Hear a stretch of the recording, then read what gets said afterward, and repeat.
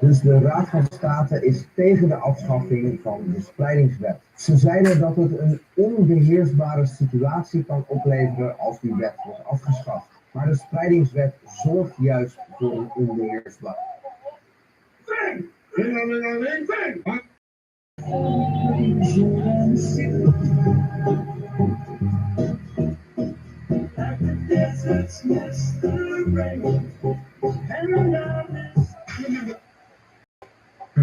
Kanker, kanker, kanker. Kanker, kanker, kanker, kanker, kanker, kanker, kanker, kanker. Vanavond. Cutie patootie, I've dropped the soap. I will pick it up. No, you won't. Donkey, how many times do I have to tell you that this is my swamp?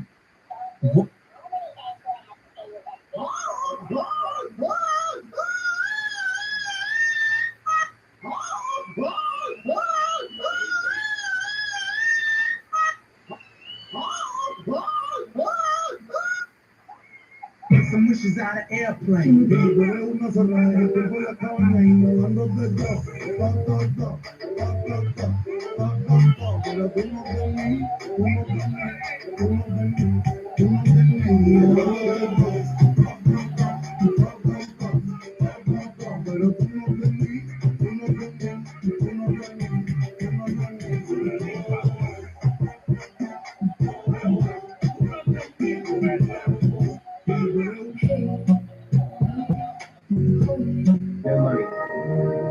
Zoek je werk op de...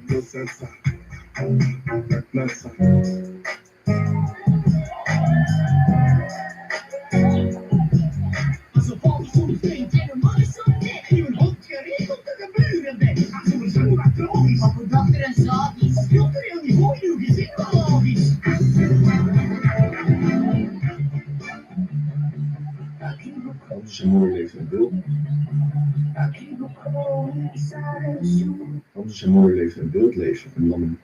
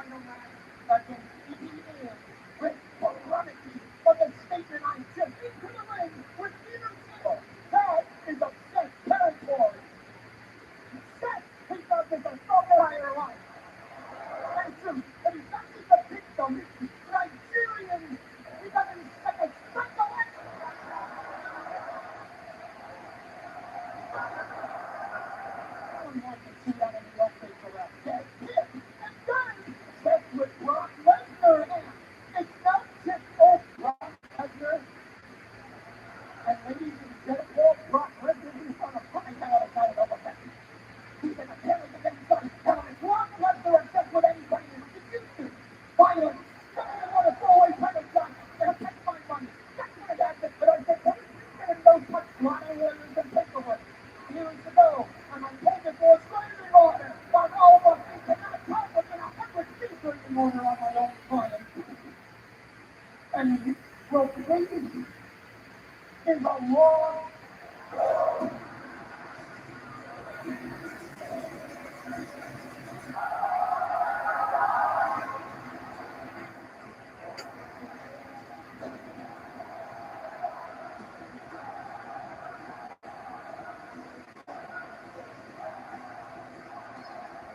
Ja,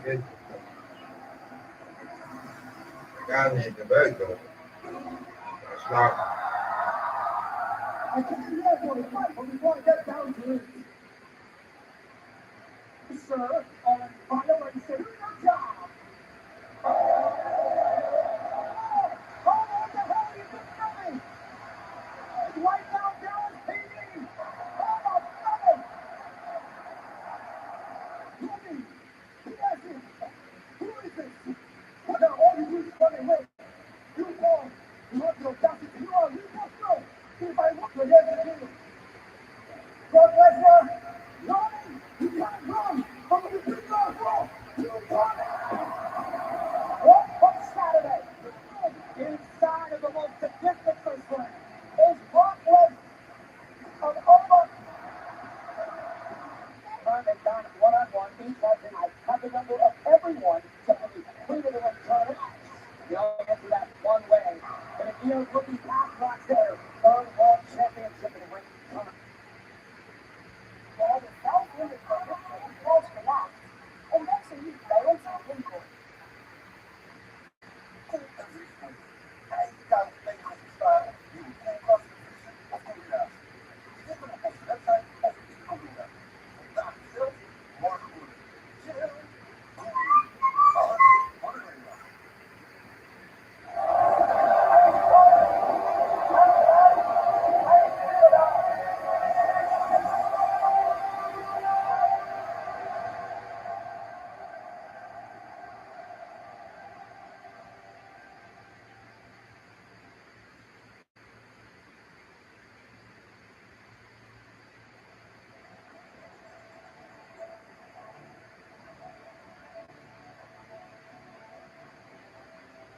Since the end of World War I, the German people have suffered the consequences of defeat.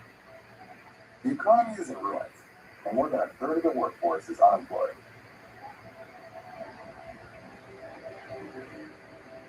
One of these unemployed workers remembers.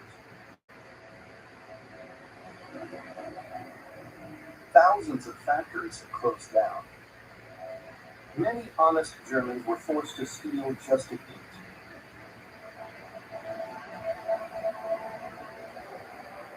We all dreamed of a better world. Like so many others, I had lost everything. That's why I joined the National Socialist Party.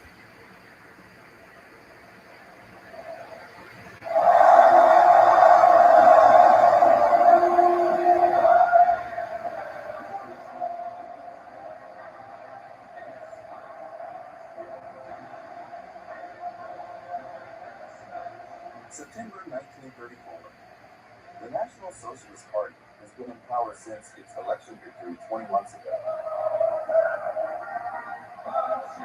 At the Buckenberg Harvest Festival, tens of thousands of Germans come to cheer their new leader, Chancellor and Führer Adolf Hitler. The German people are living in terrible misery. We must defeat unemployment. Let the people give us 4 years before judging, and may Almighty God bless our work.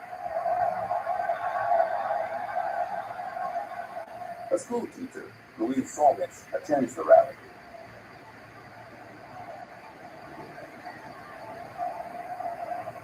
A shiver runs through the ecstatic crowd.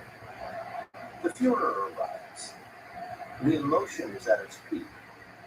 It's an endless ovation. Many of us see him as a savior, the one who will pull us out of our unbearable misery. Adolf Hitler. It is our duty to tear out these dark pages of our history forever.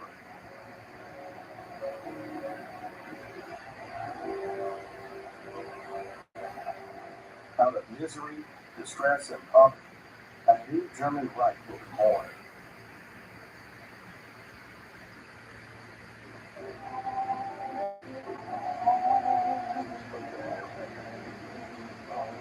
Hitler's rise to power sparks a wave of optimism. Testimony from a woman who cares so much about him.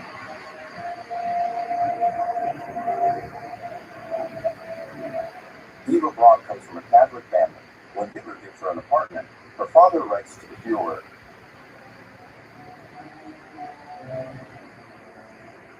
"Your Excellency, I'm in the extremely delicate position of having to express my displeasure to you. I believe that parents' supervision over their children until marriage is a sacred duty. That's my guiding principle. I ask you to request that Eva return to the family home. Please accept, Your Excellency, the expression of my respectful feelings. Fritz Braun." But Eva Braun intercepts the letter. The Führer will never read it. Hitler's mistress always seems happy. She's the center of attention for visitors. But the few fragments we have from her diary are often very different in tone. When he says he loves you, it only means he loves you at that moment. It's like all those promises he never keeps. I'm horribly unhappy. I'm gonna end up buying sleeping pills. That way, I won't have to suffer anymore. Eva Braun has already tried to kill himself twice. But Hitler stubbornly refuses to marry her. A man of great intelligence who needs a woman who's rough and stupid. Letting a woman meddle in my work. What can I do that? In my free time, I just want peace and quiet. I'll never get married. It's just like in the movies. When an actor gets married, he loses some of his mystery in the eyes of his fans. He's no longer their idol.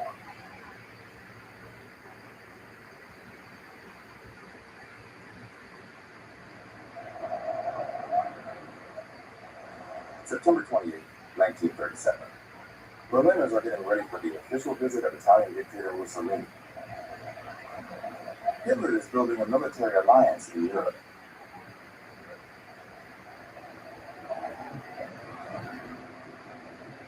By rearming Germany, we want to give ourselves a military tool. Not to attack, but to defend ourselves and keep the peace.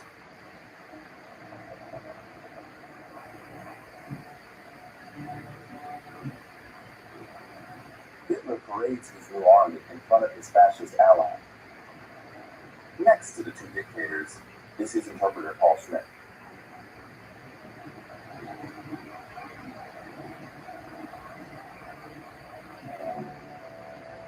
I had time to watch them. Hitler had a harsh, often hoarse voice, and sometimes a bright look in his eyes.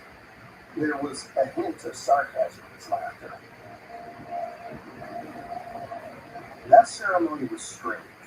Mussolini gave Hitler the title of Honorary Corporal of the Fascist Militia.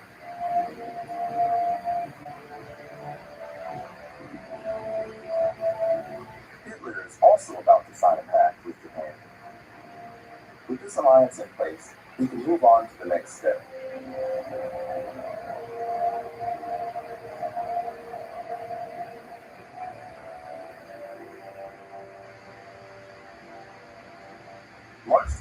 1938, Nazi troops enter Austria without a fight.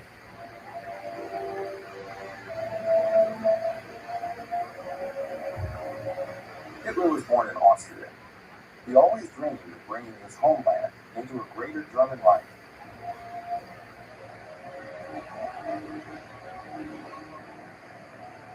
Karl Tichy is a soldier in the Austrian army. Our leaders tell us not to resist the German troops. God protect Austria. The streets are packed with people. Everywhere, swastika flags are being raised. Hitler tells us he saved us from the communists. And so, everyone sides with the victors. A month later, Austrians ratified their country's annexation by referendum. Hitler is overjoyed.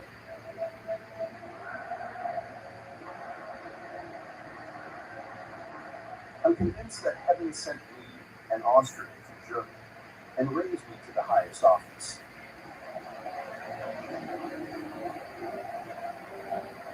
That's how it was meant for Austria to rejoin the Reich. It's the happiest day of my life.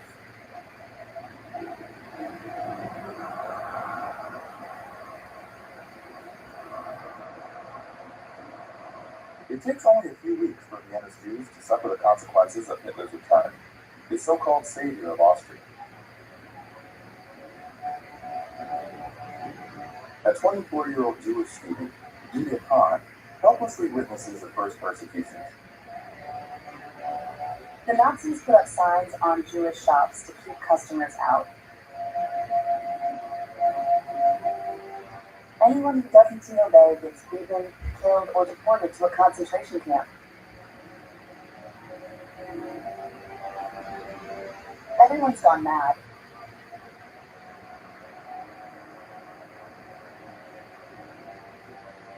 They hated us from birth. They hated us when they were young. And now that the veneer of civilization is gone, there's nothing left to protect us from their hatred.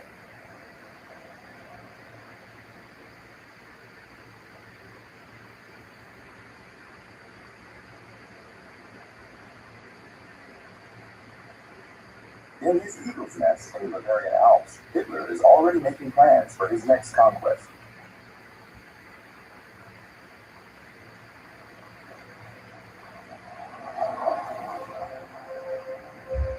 The head of Nazi propaganda, Joseph Goebbels, writes, "Now it's Czechoslovakia's turn. The Führer is amazing, a real genius. He spends hours in front of the map, thinking things over. He's thrilled that the Czechs were being so stubborn. Now he can crush them. They have no idea what's coming. Poor fools."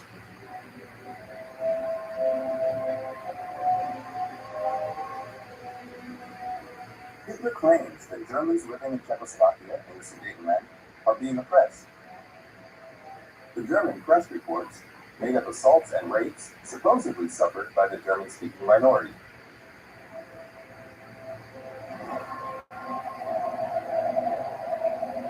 There are reports of German troop movements. The Allies are now convinced that this obscure border conflict could lead to war.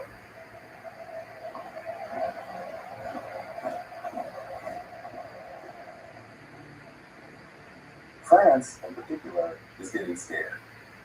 13 years earlier, it signed a military alliance with Czechoslovakia. Now it fears it will have to come to their aid and be dragged into a conflict with Hitler's Germany.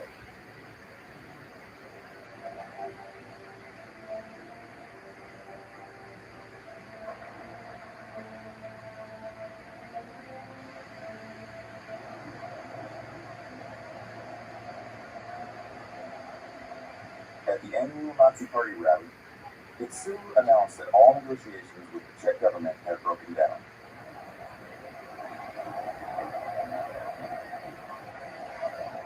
When Hitler begins his closing speech, the whole world is hanging on his every word.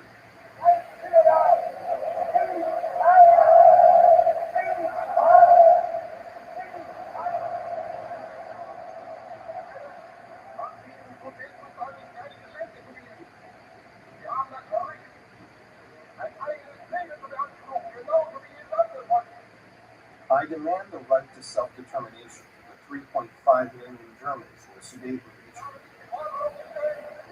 They should be free to decide which country they belong to. I demand an end to the oppression of Germans in Czechoslovakia.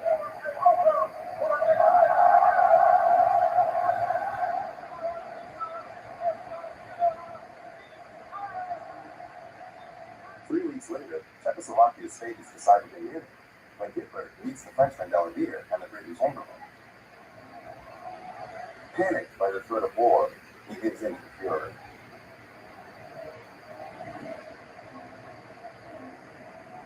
The socialist Leon Blum sums up the general feeling. War is probably avoided, but under such conditions that I can feel any joy. And I feel torn between cowardly relief and shame.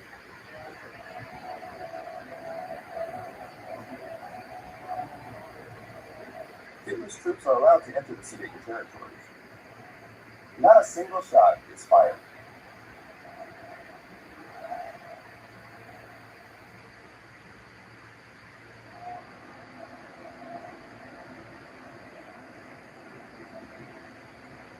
June 12, 1939, the Fuhrer visits his hometown of Fischelheim in Austria. Adolf Hitler is the son of a customs officer from the area. He lays flowers on his parents' grave before visiting his old school.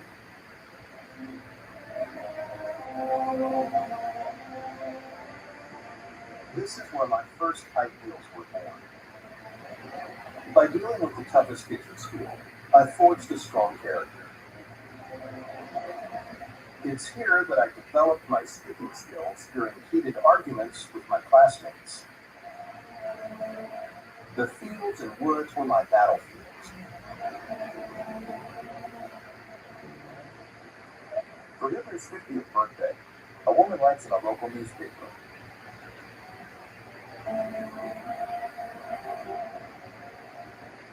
For my children, the Fuhrer is the one to obey no matter what. They see him as the creator of the universe. A new song is taught to school children. Adolf Hitler is our savior, our hero. He's the noblest person on earth. We live for Hitler. We die for Hitler. He's our Hitler. He's leading a better world.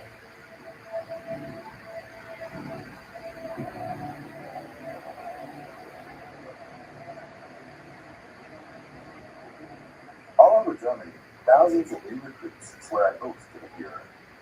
Hitler's aide-de-camp, Lieutenant Colonel Schmuck.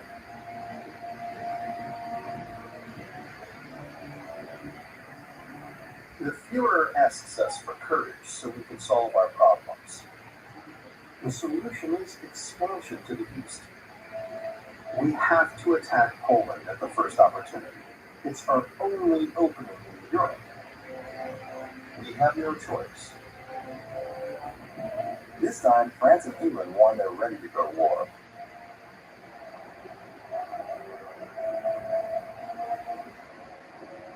The threat ISNT taken seriously. Goebbels, head of propaganda, especially targets England. We know those English idiots are too weak and too cowardly to stop us. The Fuhrer thinks they have one of the worst governments ever. They're going to abandon Poland. They've got other problems to deal with. They're not going to do anything, that's for sure.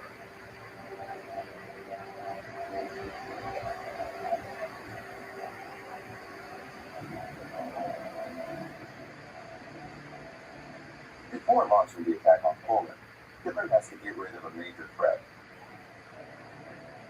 In utmost secrecy, he sends a telegram to Soviet leader Joseph Stalin. Mr. Stalin, tensions between Germany and Poland are becoming unbearable. A crisis is imminent. It would be best if our two countries formed a new alliance.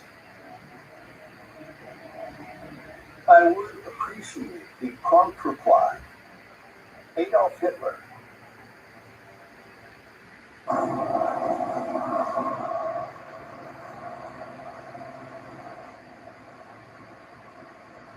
48 hours later, Stalin promises not to oppose Hitler. More than 2 million men are waiting for the Fuhrer to give the order to attack. Hitler is confident. No one will ever again have this kind of trust for the German people. It's finally now. The leaders of our enemies are just puppets. I saw it in Munich. Words, no mercy. Let's be ruthless. For the one who starts a war, what S important IS and T being right, it S winning.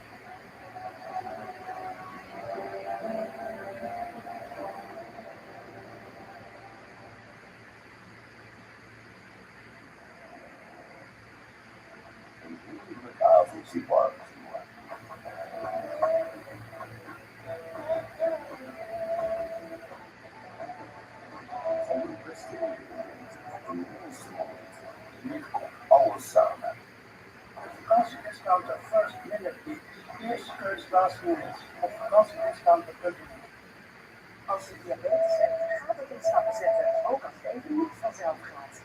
De Freestyle Glycemic Sensor meet de suiker elke minuut, zodat je steeds kan zien hoe je vooruit gaat. This is progress. Freestyleglycemic.nl.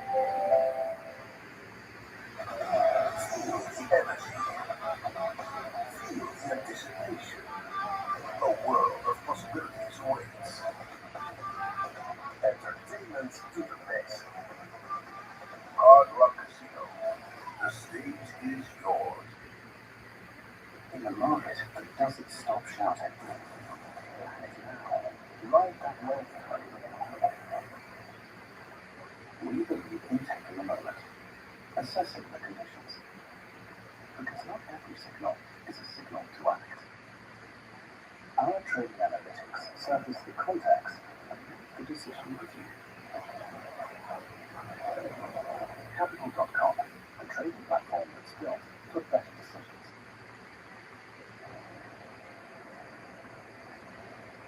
On September 1st, 1939, at dawn, the German army attacked Poland.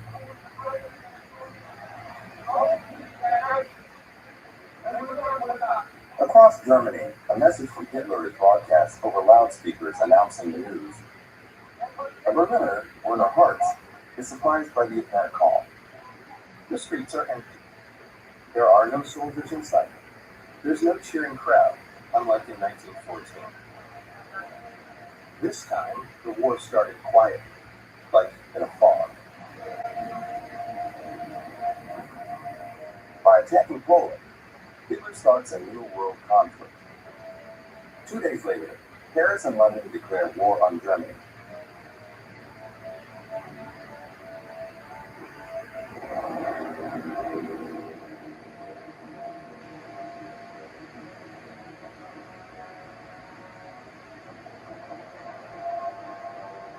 An airfield near Warsaw falls into German hands.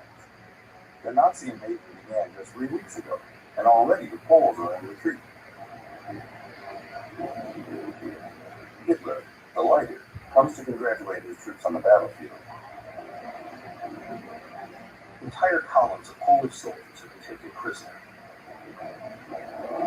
The rest have to surrender or lay down their arms, or they'll be wiped out. According to the secret pact Hitler made with Stalin, the Red Army invades eastern Poland too.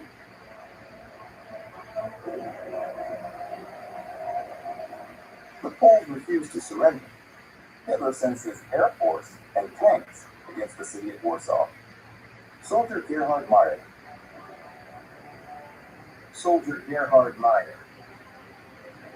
We passed thousands of refugees in carts. People are fleeing. Our artillery had a field day.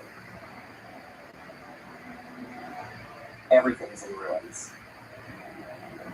By the roadside, people watch us go by. You can see the hatred in their eyes. Hitler's victory causes the deaths of 70,000 people.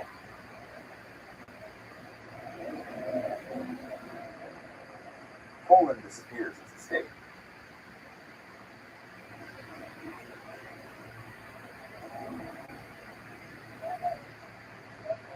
Since Hitler's offensive, France is at war with Germany. The general mobilization catches Parisians by surprise at the end of summer and brings back memories of the 1914 war. What does Hitler have in store for us? Already, air raid warnings are going off one after another in the capital. Authorities say gas attacks on the population could be devastating.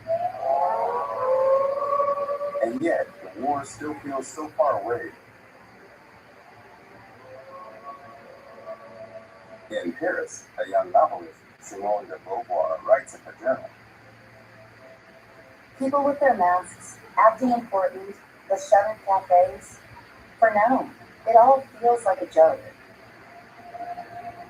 It doesn't feel like a real war yet. The question is how to kill time. What are we waiting for? The horror of the first battle? Hitler hopes the destruction of Poland will serve as a lesson to France and England. He offers them peace, but is refused, which infuriates him. Joseph Goebbels, Minister of Propaganda. The Fuhrer is convinced we'll win. French and British weapons are outdated. They don't have time to rebuild their military industry. By declaring war on us, France has made the biggest mistake in its history. That LL will be proven soon enough.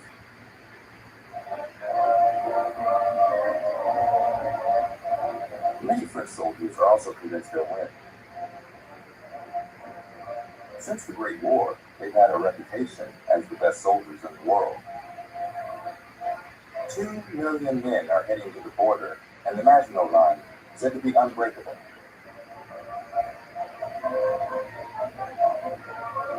Back home, their wives, who take over the farm work, are reassured by news from the front.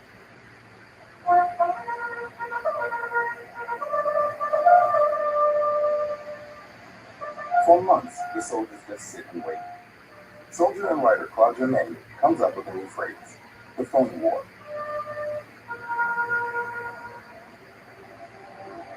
It's a strange war with no fighting.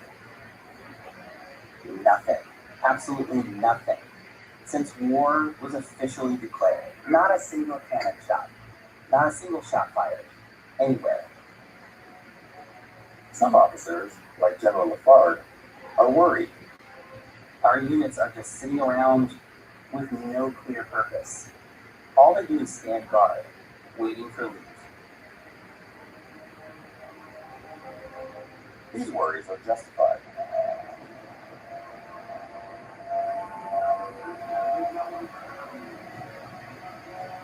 May 10th, 1940.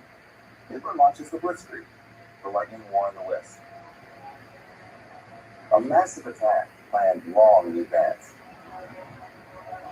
The German army bypasses the Maginot Line and heads for northern France. The Allies are caught off guard.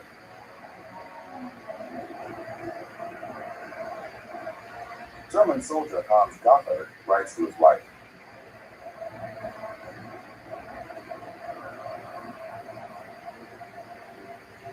My dear wife, how can I describe what I'm living through?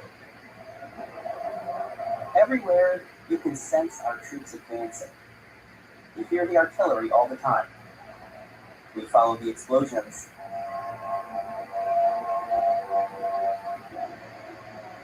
In just 15 days, the German army has routed the Allies. After the phony war, it's Sarah. The High Command S mistakes only add to the panic. French tanks are as numerous as German ones, but they're scattered along the front.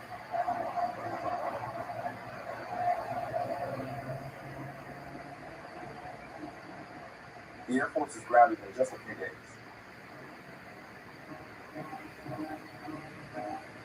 On the roads of the north and east, French soldiers face the German steamroller. Jean Cassin, from the 87th Infantry Division, is one of them. For 2 days, the Krauts have been attacking relentlessly. They're young guys, just arrived from Belgium. We're a defenseless crowd at the mercy of the planes, with no real anti-aircraft to fight back. A few kilometers away is Gunner René Schau. You can hear the tanks coming. The planes keep diving on us, dropping bombs and then strafing. It's every man for himself. The towns we pass through are on fire. I see officers crying like kids.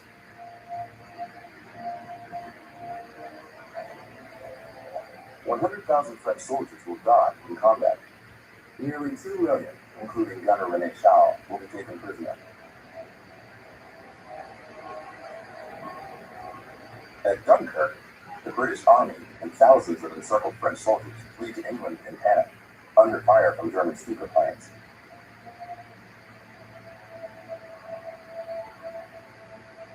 That day, pilot Peter Suff flies over Dunkirk Beach. How do you describe panic? Imagine utter chaos on the beaches. Weapons, abandoned cannons, vehicles, and tanks everywhere.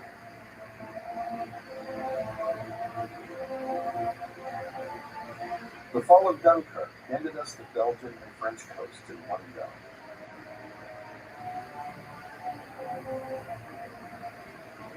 After this first battle, France is completely isolated.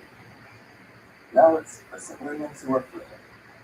With Hitler's troops advancing, 8 million French people are on the roads. Jean Kazan. Columns of refugees clog the roads, fleeing Paris and its suburbs. While waiting for permission to cross the bridges, lines of cars are parked. Some have been waiting for 4 days.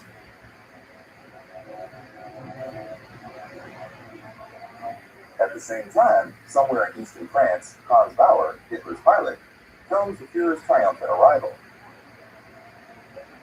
Soldiers of the Western Front, you did not let me down. The boldest plan in the history of war succeeded thanks to your unmatched bravery. Our enemies will remember our victory for a long time. Let this be a lesson to them. Hitler is at the height of his ambitions. Nothing seemed able to stop him. But for some German soldiers, this victory leaves a bitter taste. Soldier Hans Docker writes to his wife. My dear wife, I feel terribly bad. My unit is now acting with a childish cruelty. When we win the war, I can just imagine all the enthusiastic speeches we'll hear about the high command's qualities and troops' morale.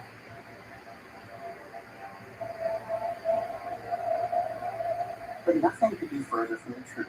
If we won, it was only because of our cruelty.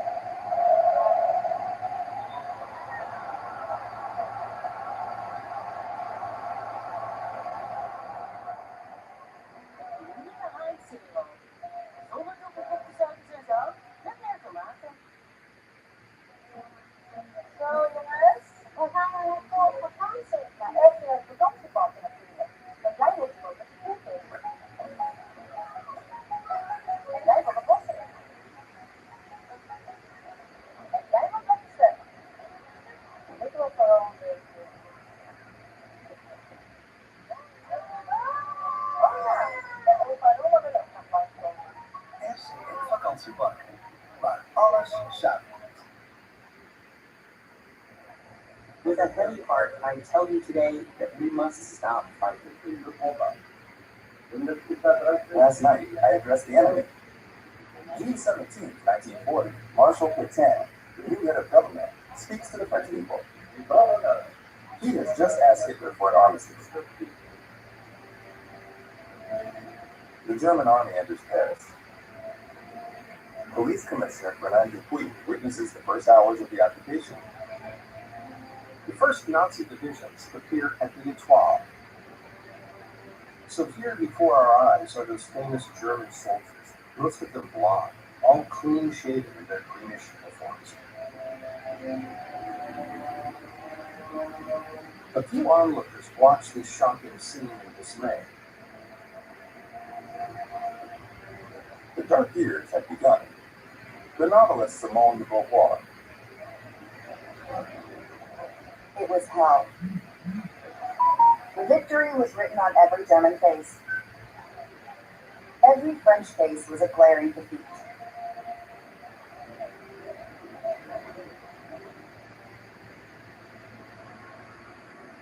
Two weeks later, on June 28th at 6 a.m., Hitler himself enters Paris. Paris is the most beautiful city in Europe, and it was my dream to visit. But Berlin, our capital, must become even more beautiful. I've often wondered if Paris shouldn't be destroyed. But when we're done with Berlin, Paris will be just a shadow. Then, destroying it will be pointless.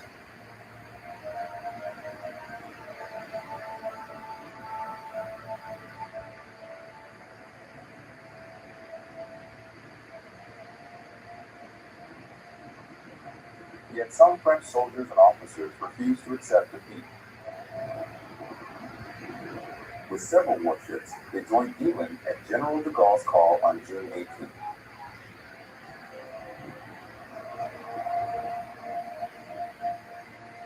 I, General de Gaulle, call upon all French military personnel of the Army, Navy, and Air Force, wherever they may be right now. Raymond Drone, 32, is one of the first to join Free France. Long live Free France. I studied in Germany. I knew what Nazism was. I told myself we should never allow that here. I was determined to keep fighting, wherever that might be. I heard de Gaulle and thought, that's the path to follow.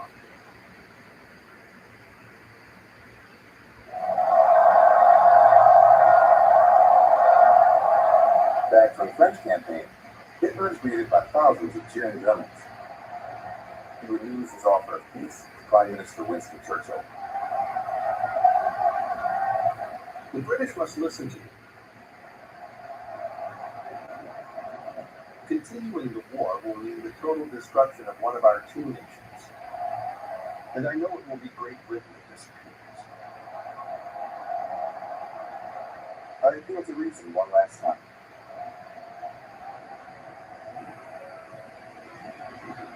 Winston Churchill turns down this offer. We shall fight in France. We shall fight on the seas and oceans. We shall fight with growing confidence and strength in the air.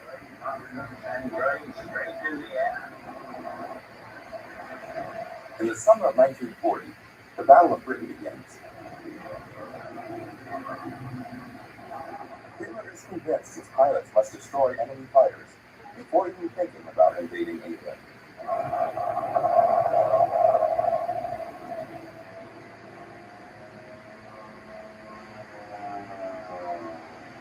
But this time, the German Air Force is held in check. Pilot Ulrich Steinelfer writes to his loved ones. I shot down my fourth Spitfire, but it cost me an excellent pilot. Yesterday, we had casualties 3 times. My wingman was killed too. Of the original crew, only 12 of us are left. The English have a new engine in their planes. We're struggling to keep up. A week later, Ulrich Steinlefer is shot down himself while flying over England.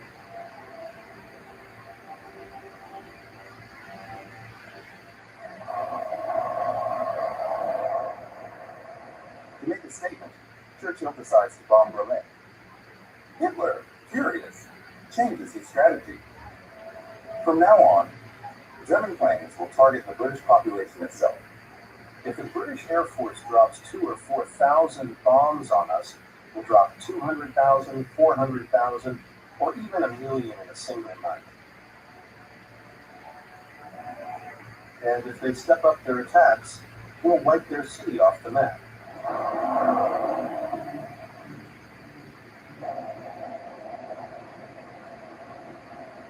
Hitler's pilots attacked England day and night. In 9 months, the bombings kill over 40,000 people. But the British don't give in. The German Air Force starts taking heavy losses. Bomber pilot Peter Stahl is worried. October 16th. We've lost 4 bombers with their crews. In an official report, they'll only mention the heavy damage our brave airmen inflicted on the enemy. And they'll downplay our losses. I wish I could be far from here.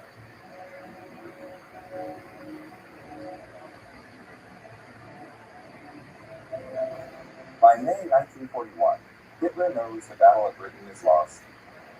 For the first time, his men is matched. I'm not the kind of man to give up a fight I've started. I've already proven that. And I'll prove it again to Churchill.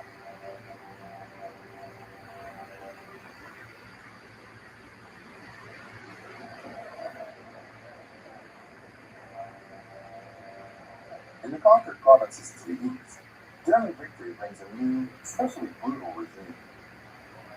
Hitler is determined to put his racist theories into practice. Under their Germanic veneer, the Poles are made of vile stuff.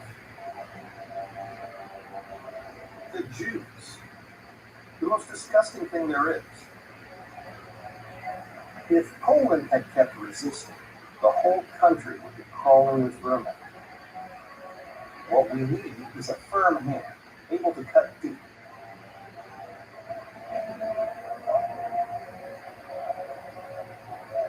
Hitler forces all Jews to wear an armband to set them apart from others. They're rounded up and locked in ghettos.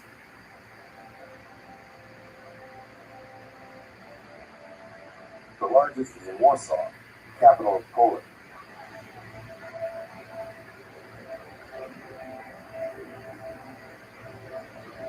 "400,000 Jews are crammed within these walls. Among them, a 17-year-old girl, Marie Berg. The ghetto is more and more overcrowded. New refugees arrive all the time. People are barefoot and in rags. You can see hunger in their eyes. Every day, 40 to 50 people die of hunger. I saw a little girl crying. She looked at me with her big blue eyes and said, "I'm hungry." Why doesn't anyone come to help us? How much longer will we have to stay here?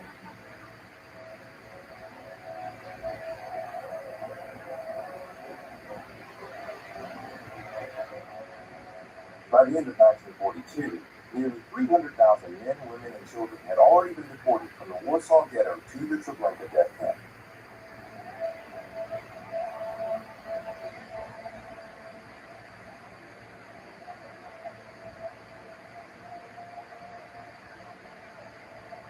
Hitler's final solution has begun.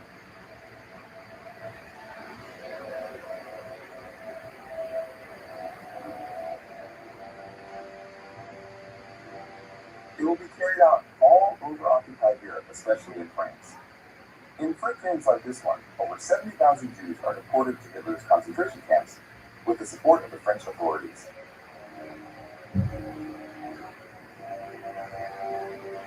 "2,500 of them will return from the camps.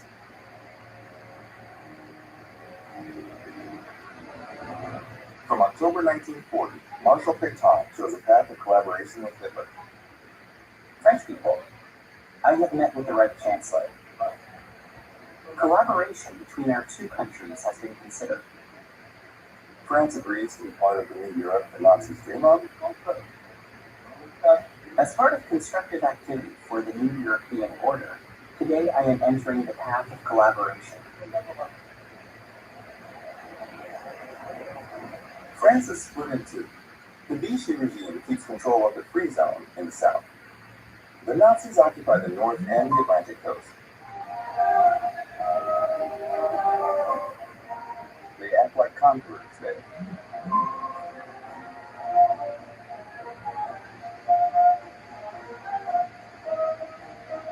While on leave, they film France as they like to see it, a submissive and welcoming nation. Hitler's army enjoys the French way of life.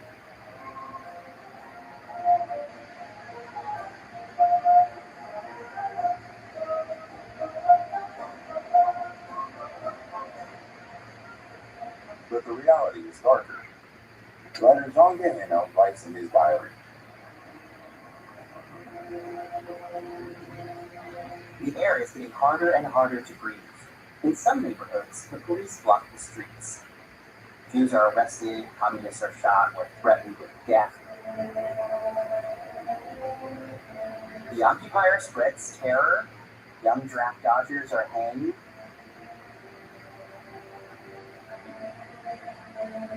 In their southern village, every day brings news of new horrors.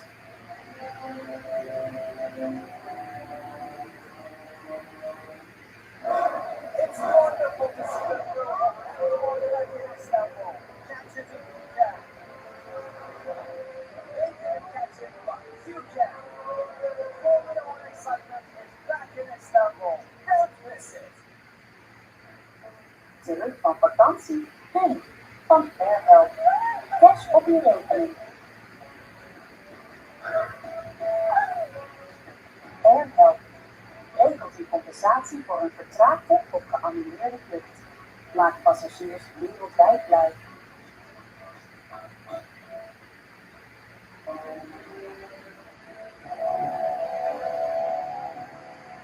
Hitler failed before England because he controls much of Europe.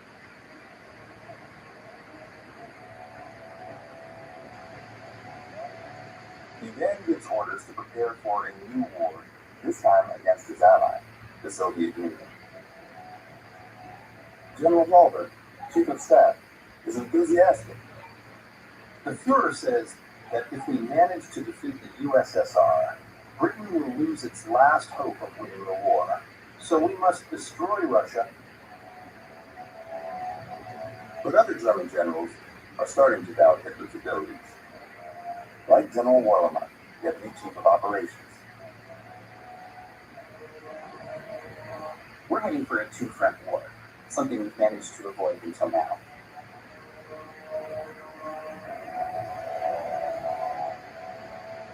We need someone to stand up to the Fuhrer. But who?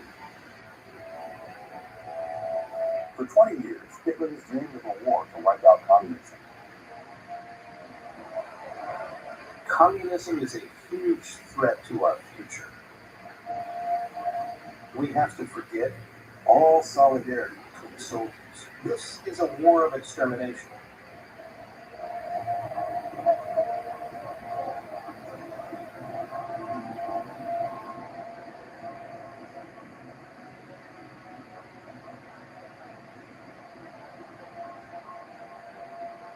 On June 22nd, 1941, at dawn, more than 3 million German soldiers crossed the Soviet border.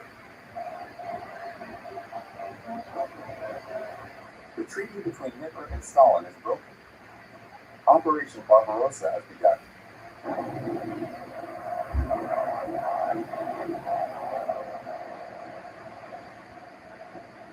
Karl Fuchs, gunner in the 7th Panzer Division. This war I have is so bad. The Russians are running everywhere. Yesterday I destroyed a Russian tank. If I get another one, I'll earn my first medal. We'll show those Bolshevik pigs. If you could see me, I'm all tanned. We're all convinced victory is near.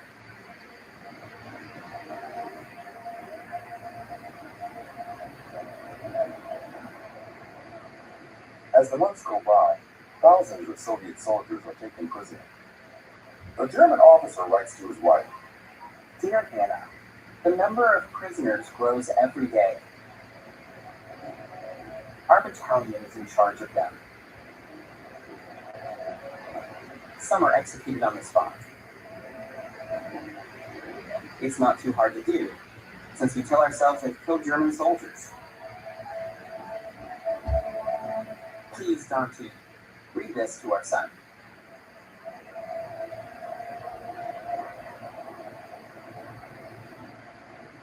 before the war ends, over 3 million Soviet POWs will die in German camps.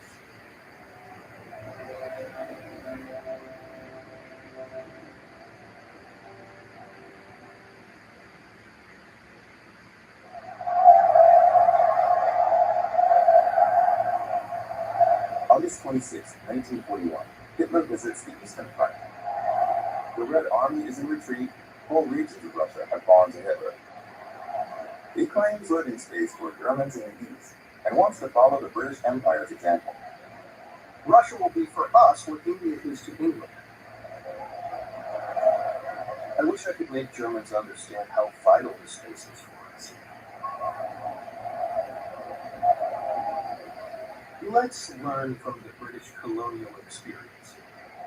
It's about dividing up a cake, being the first to run it, to manage it, and to exploit it.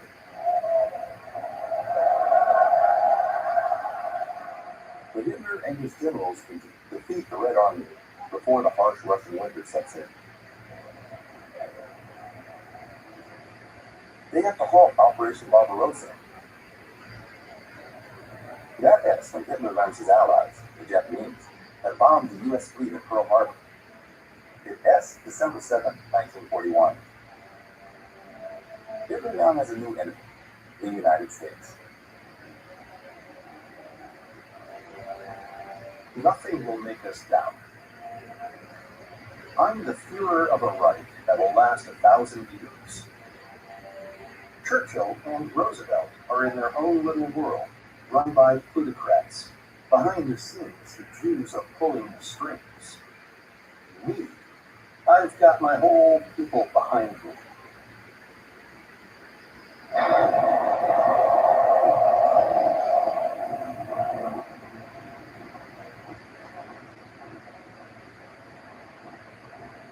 As soon as winter ends, Hitler launches a new offensive. He's convinced the Red Army is on its knees. Lieutenant Wilhelm Kruger. At last, we're back in action. Mr. Stalin, we're going on the offensive again. Neither you nor your thugs can stop us.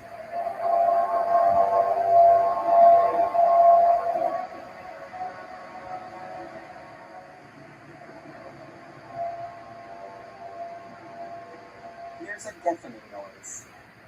Explosions, endless racket.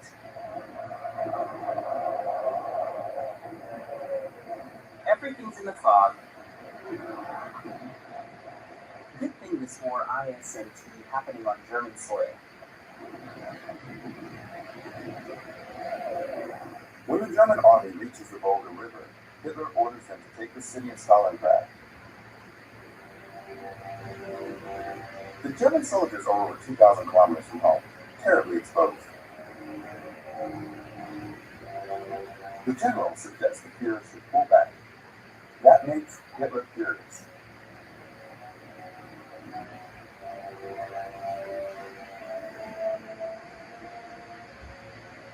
You think you need to tell me what soldiers at the front are going through?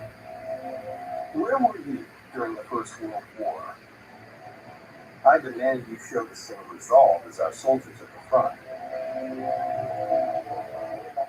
Hitler, no retreat.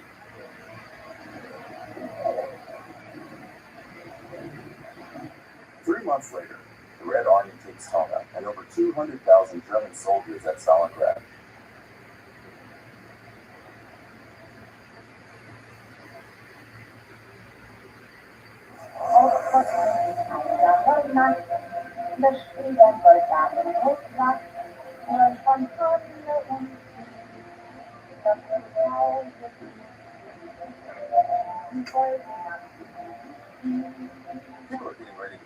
Christmas.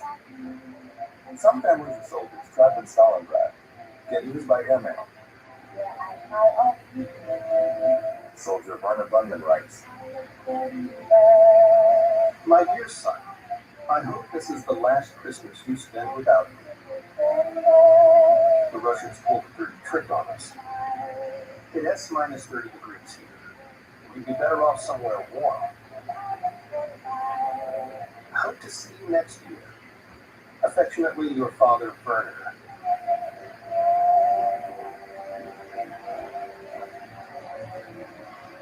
"5 weeks later, the 90,000 survivors of the German army in Stalingrad finally surrendered.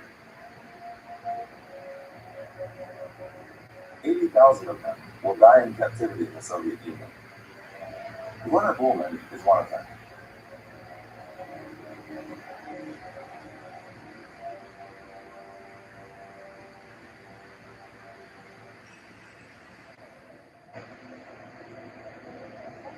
Hitler's war is claiming more and more victims. Now old men and teenagers are being drafted to defend the German homeland. Diary of Wolfgang Feindeisen, age 15. We've replaced the adults so they can go to the front. Before, real soldiers used to handle these guns. We're on guard 24/7, and it's great. It's a change from school. We're not kids anymore now. We've become men.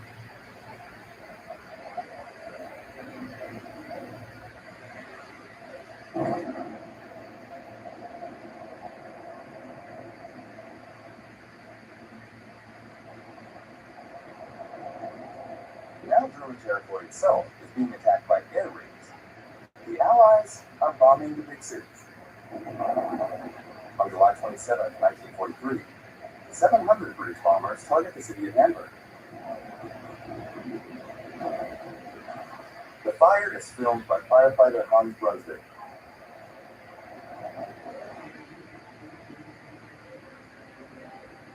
It looks like a thunderstorm without rain. The heat from the fire is unbearable. There are people lying in the street. I want to help them, but they're already dead.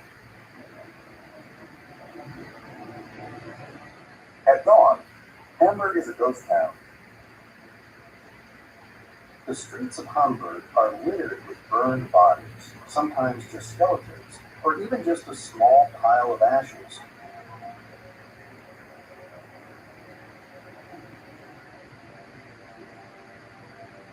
In Hamburg alone, more than 40,000 people are dead. Hitler's advisors suggest we go to the ruins to boost the people's morale. Albert Speer, Minister of Armaments. With Goebbels, I tried to persuade Hitler. It was useless. Goebbels couldn't be helped but compare Hitler's attitude to Churchill-esque. When I think of all the propaganda we could get from a visit like that. But Hitler stays out of sight. He hides in his bunker on the Eastern Front. If the German people no longer have the strength or will to sacrifice, if they're not ready to give their blood, they deserve to disappear and be wiped out by a superior power.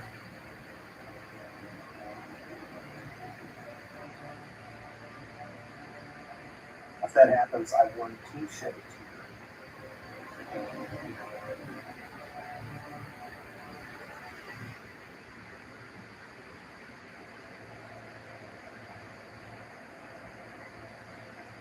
Hidden in the forests of eastern Germany is Hitler's secret HQ, the Wolf's Lair. A vast complex of buildings camouflaged among the trees and underground bunkers. This is where Hitler runs the war from. His health is getting worse. He suffers from heart problems and the first symptoms of Parkinson's disease, as General Guderian notes.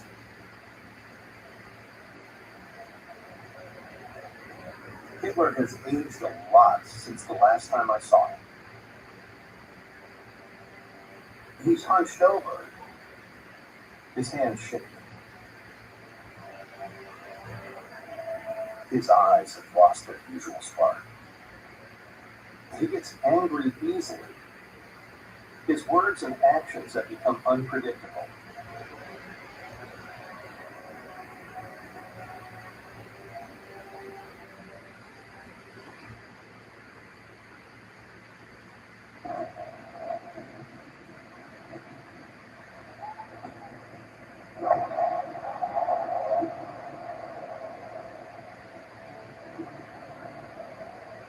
June 6, 1944. At dawn, the Allies launched the reconquest of occupied Europe. It's D-Day.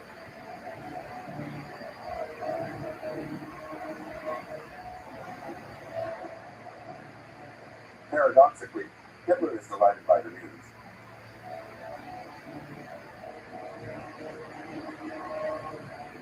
What great news. As long as they were in England, they were out of reach. But now, we've got them at our mercy. We can destroy them.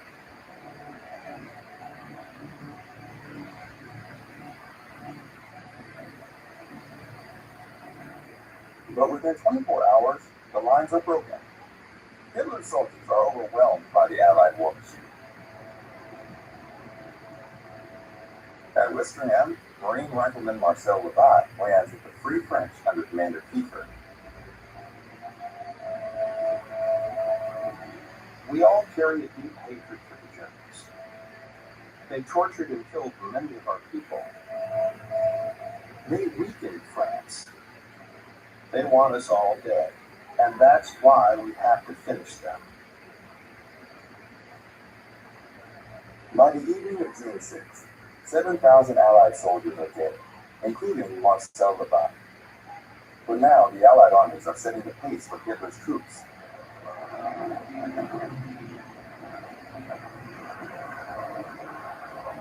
French territory is hit by heavy bombing.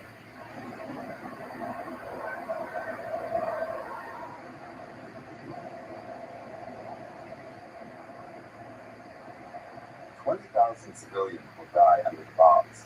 A 12-year-old girl, Réjeanne Lacruz, writes her thoughts in a school notebook. A violent bombing wakes us up. Everything shakes. It feels like the church is going to collapse. It's scary. The inside of the house is gone. Only the masonry is left standing. Mom says we came here to find death. But a few days later, when she sees the first Allied soldier, Réjeanne writes,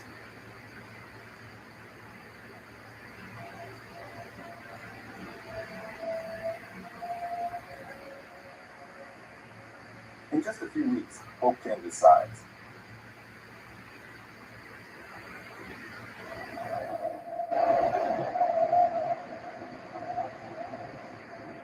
In Germany, people hear that a bomb exploded in the Wolf's Lair in East Prussia. A group of officers conspired against Hitler.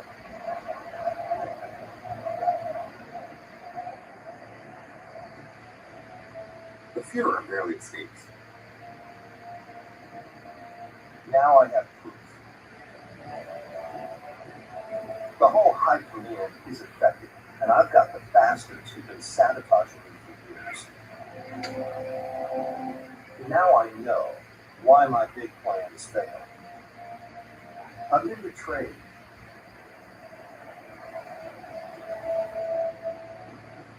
Hitler has 5,000 people arrested. 200 of them are executed.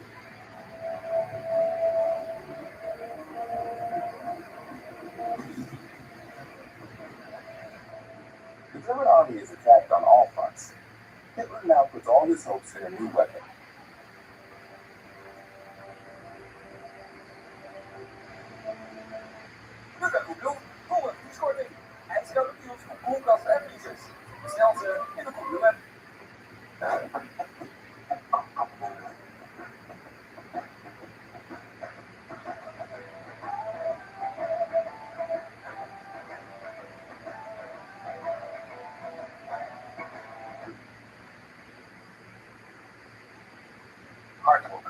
Heet je welkom met een bonus van 100% op €100.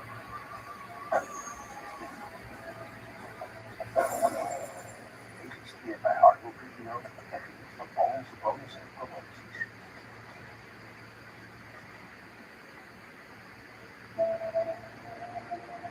For over 12 years, at a secret site in northern Germany, a team of scientists has been working on a long-range ballistic missile.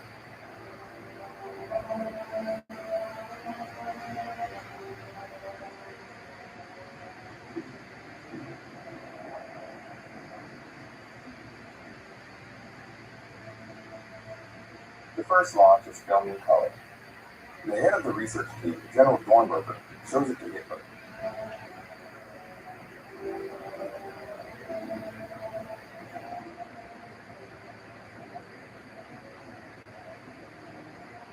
A look of fanaticism lit up his eyes. He started yelling, "I want them canceled."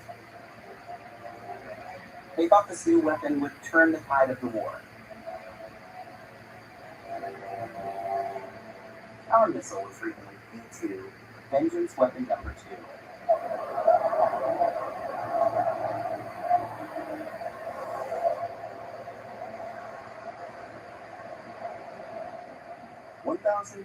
volts tubes are fired at London, killing nearly 3,000 people. But it's nowhere near a threat of annihilation.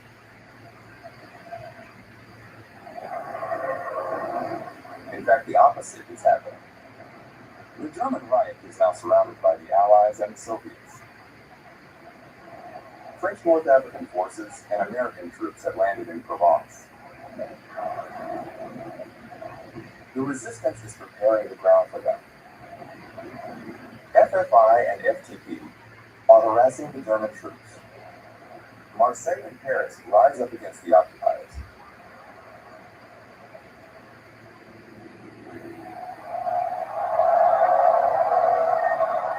August 24, 1944, General Leclerc, S7 Armored Division, enters the capital. In one of its tanks is Captain Raymond Drone of the Free French Forces. People rushed toward our vehicles. Covered in dust and diesel, we didn't look good, but people hugged us anyway. The Port d'Italie was quickly flooded by a human tide. We dreamed of freeing the country for so long. Now, we were making that dream come true. Refusing again to consider retreat, Hitler ordered General von Scholtitz to destroy Paris. But the German governor chooses to surrender to General Leclerc. For the first time in 4 years, the French flag flies over the capital.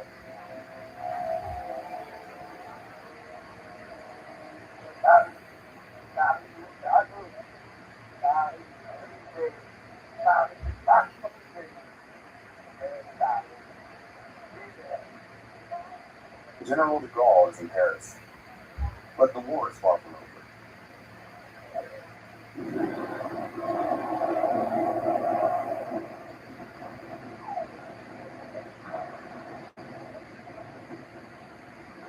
The fighting is now on German soil.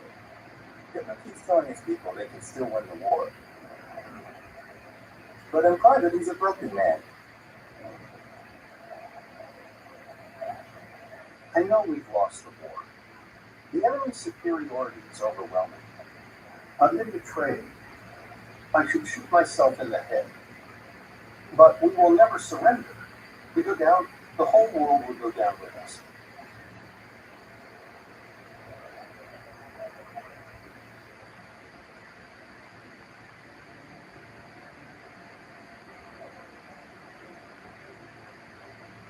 On April 11, 1945, more than 2 months after the Soviets liberated Auschwitz, the Allies entered Buchenwald.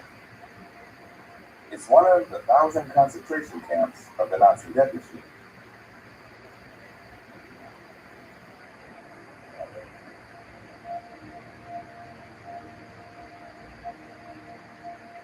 Udo Dietmar is one of the few survivors. At Buchenwald, we reached the height of horror. People were dying of hunger. those who could still move would collapse from starvation. There were mountains of bodies. The crematorium and the yard were filled with corpses.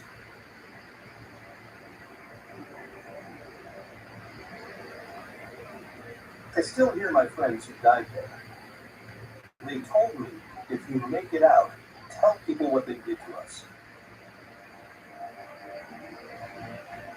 I'll never forget.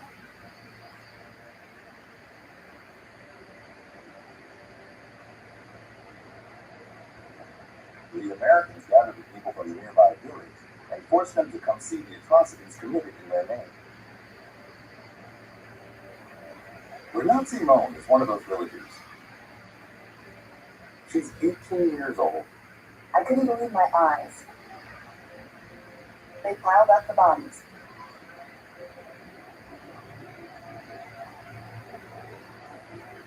The smell was unimaginable. I was about to faint. Then Gia called out to me. Hey you, Miss Hitler, look, look!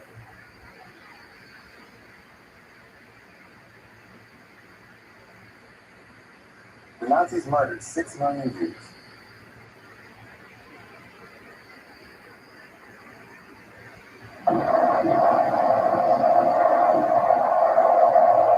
April 1945. The Red Army reaches the banks of the Oder River, 100 kilometers from Berlin.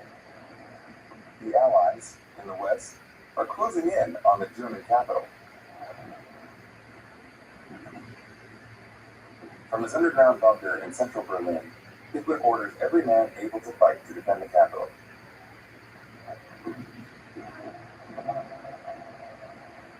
No matter the storm, Every soldier must do his duty.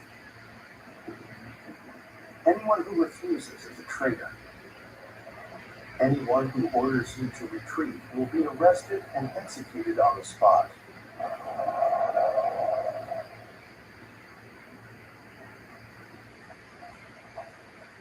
The Allies have overwhelming superiority, more than 5 to 1. The Reich's forces are wiped out.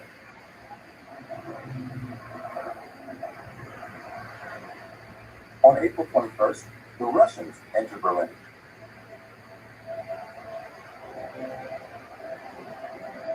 More than 13 million Soviet soldiers died in this war.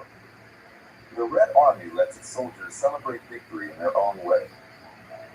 A 24-year-old Brenet, Emil Gard Christoph, testifies.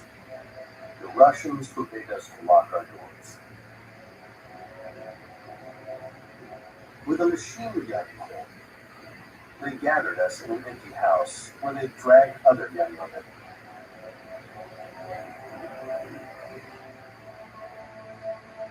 They took turns attacking us all night long. A pack of brutes.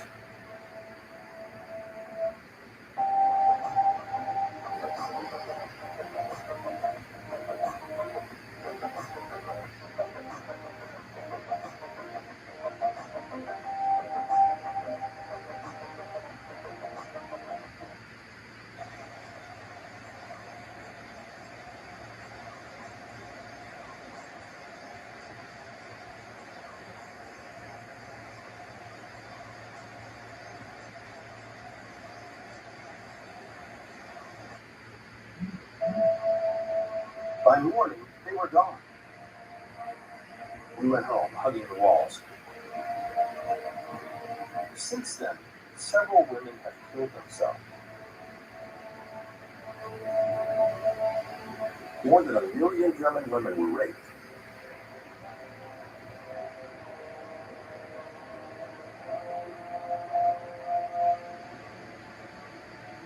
In the ruins of the Chancellery, Hitler's underground bunker is discovered.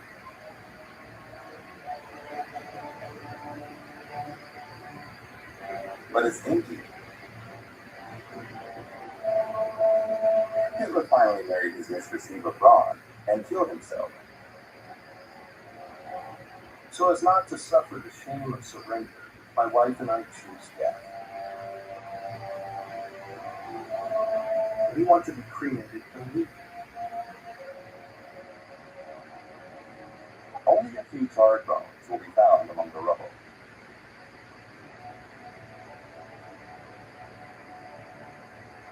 The war Hitler wanted is finally over.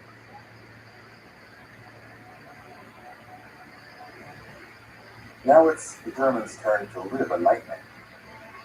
Edelgard Seidel, 15 years old. We were sure victory was near. And now, it's all over. Are we going to be destroyed too? Us, one of the most cultured peoples on Earth.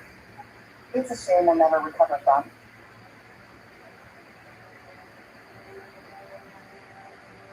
The war claimed 50 million lives.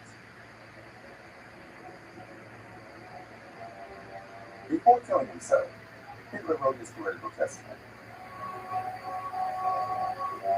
Neither I nor anyone in Germany wanted this war. It was foreign politicians, Jews or those working for Jews, who caused it.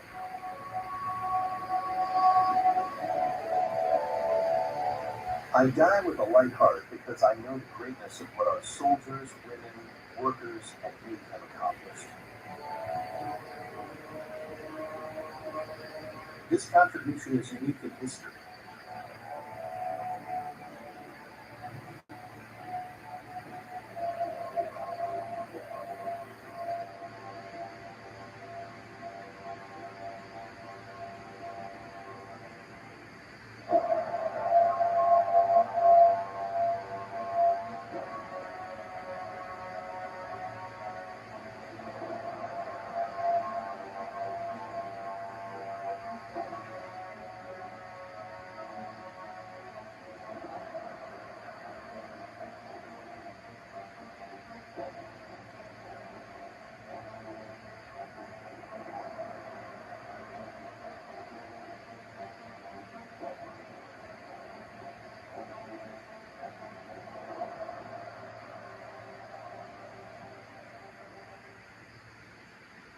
There's one configuration of people who's dying because they can't kill people.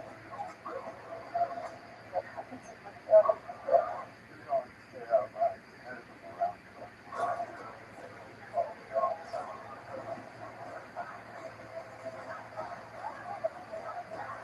Entire lives to go be that night. Okay, what's that? I don't know.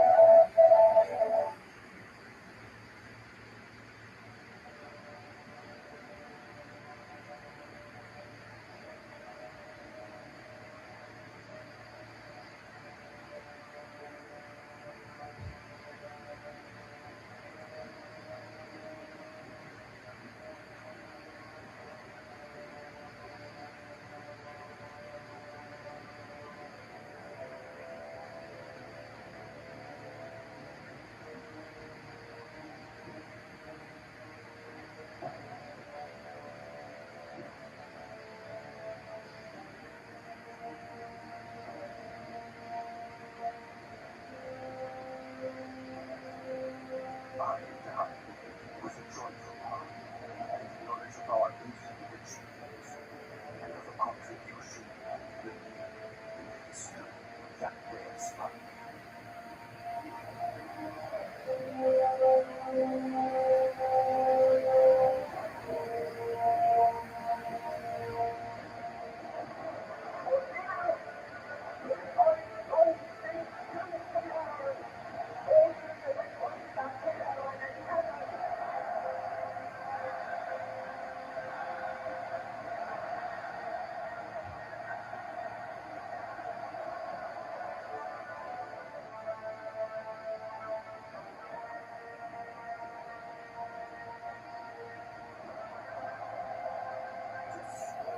Will not come to an end the way the Jews imagined was the extermination of the Aryan people.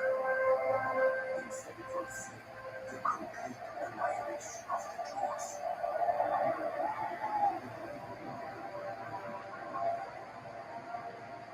I do not play at all. I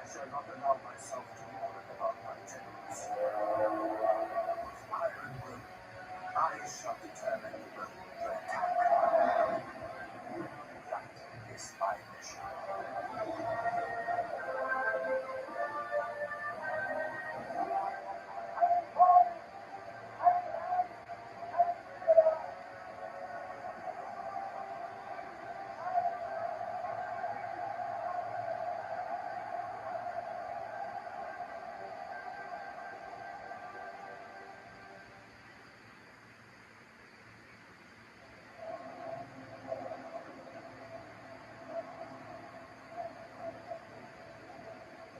Since the end of the First World War, the German people have been living with the consequences of a catastrophic defeat. Almost half of the workforce is unemployed. One of them is laborer Hans Bakker. Thousands of factories closed their doors. Many honest Germans had to serve to death to obtain food. All of us yearn for better times. Like many, I've lost all my possessions. So I have joined as your socialist party.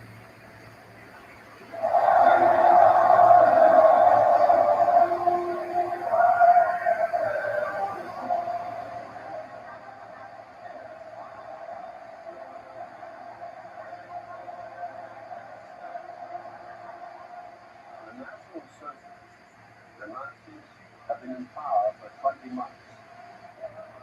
On September the 15th, 1934, at Buchenwald, 750,000 Germans have come to see their new leader, Adolf Hitler. The misery of our people is horrible to behold. Unemployment must be overcome. People of Germany, give us 4 years, and may God Almighty give our work His blessing. School teacher reads sonnets.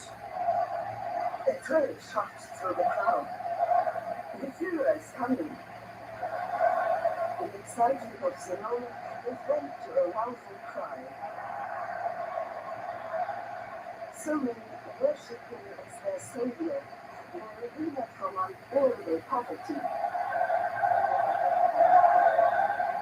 It is our task to make certain that the pages in German history that bear witness to our disintegration are torn in half. From need, misery, and wretchedness shall arise a new German Reich.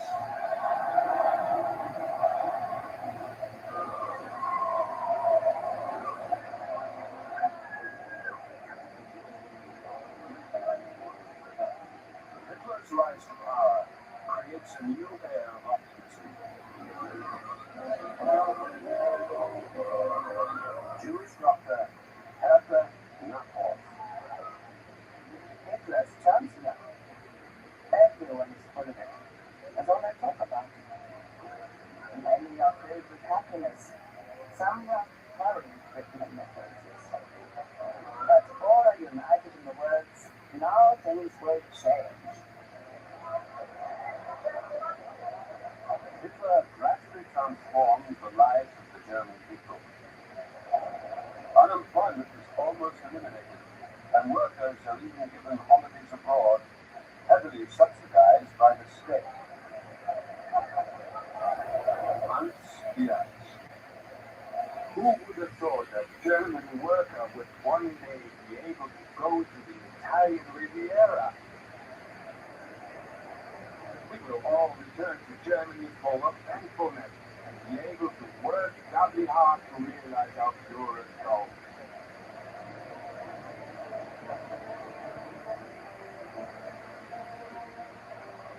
At home in Germany, the Nazis stamp out all political opposition. The police and courts are placed under Nazi leadership. All power is concentrated in Adolf Hitler.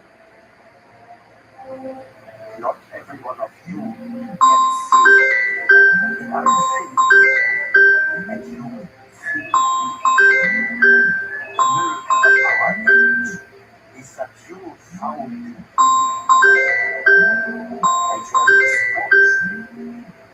Children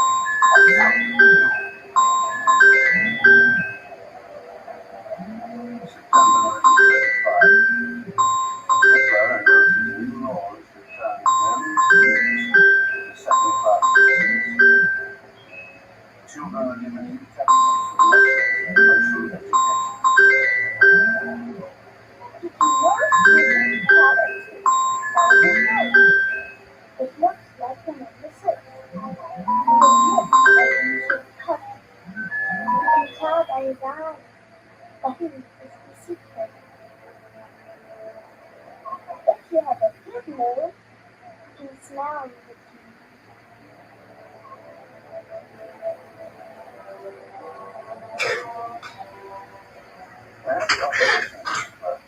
His root recipient in tens of thousands are imprisoned. Journalist Stefan Roth dared to criticize the Fuhrer. I am writing in cell number 24. Outside, a new Germans are created. Millions of us. He flies promises every month for assassin.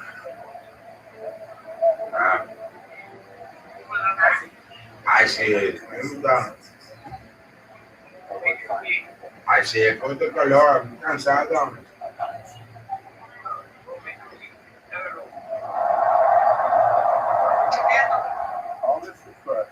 The acting you're doing that. Adolf Hitler arrives to open the 11th Olympic Games in Berlin.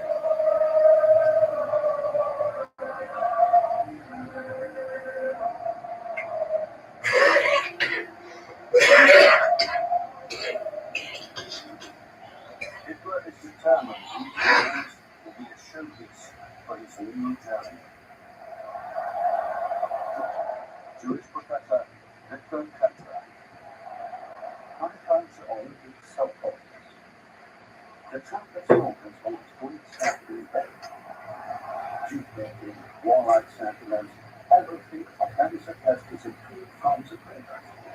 To the attention of our guests is repeatedly drawn how peacefully and pleasantly things are proceeding. By the end of the games, the Germans top the medal table. It is a personal triumph for Hitler. In 1940, the Olympic Games will take place in Turkey, but thereafter they will take place in Germany for all time to come.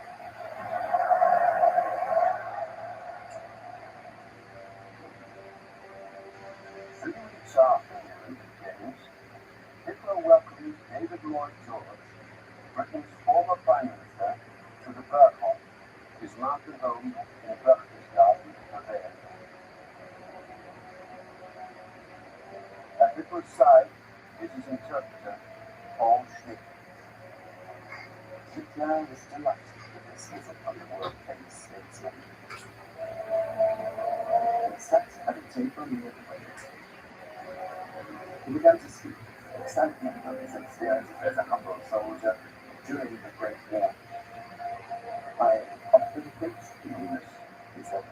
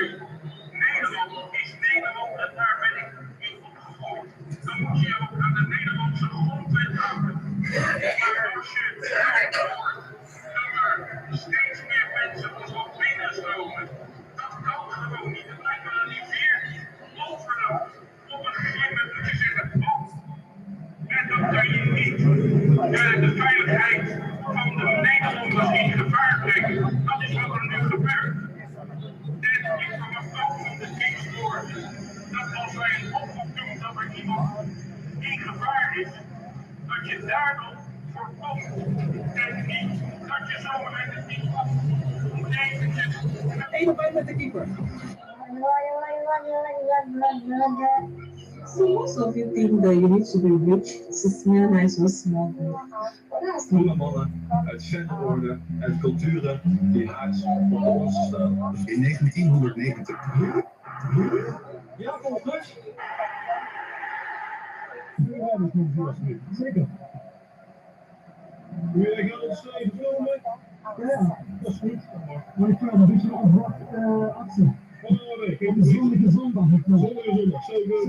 Zou je even uitleggen waarom we je aan de kant zetten? Ja, zeker. Ja, hartelijk dank. De auto is nu? Ja. Dan kwam je tegemoet in Geleen. Ja. En ik dacht, daar zit wel iemand in, die heel ver naar achteren. Ja, ik heb oké. Dat misschien. Ja, een beetje bijzondere houding hoe je in de auto zit. Ja, dus ja. Dus dat is echt de reden van even kijken of die hoe is of of die... Nee, ik ben ook betrokken bij een van het herinneren. Dat klopt toch? Ja, dat zijn ze.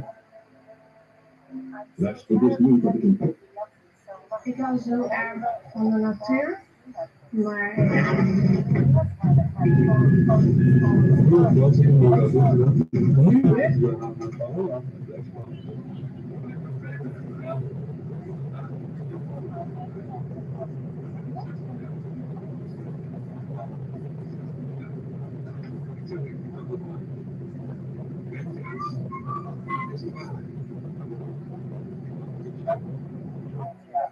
En ik vind van het onderscheiden. Dus ik probeer. Dus jij als gevoelig, dan laat deze scherf niks zien. En dit is gewoon een bij terug. Dus ik denk, maar je hebt één scherf thuis. Ik heb een totaal 5 straks. Ik ben er terug gezeten. Dan zit je even. Dat maakt het dan toch.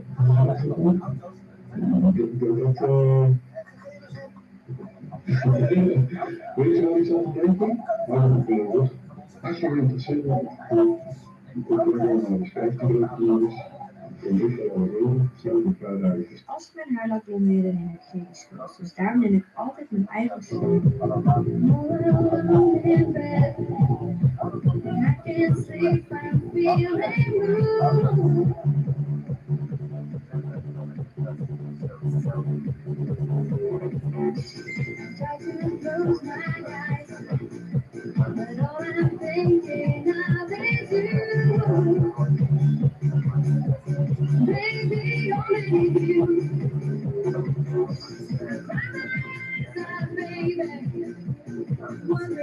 Kijk, ons Liedewij wordt gepest door de Kamer, want de fractievoorzitters waarschuwen.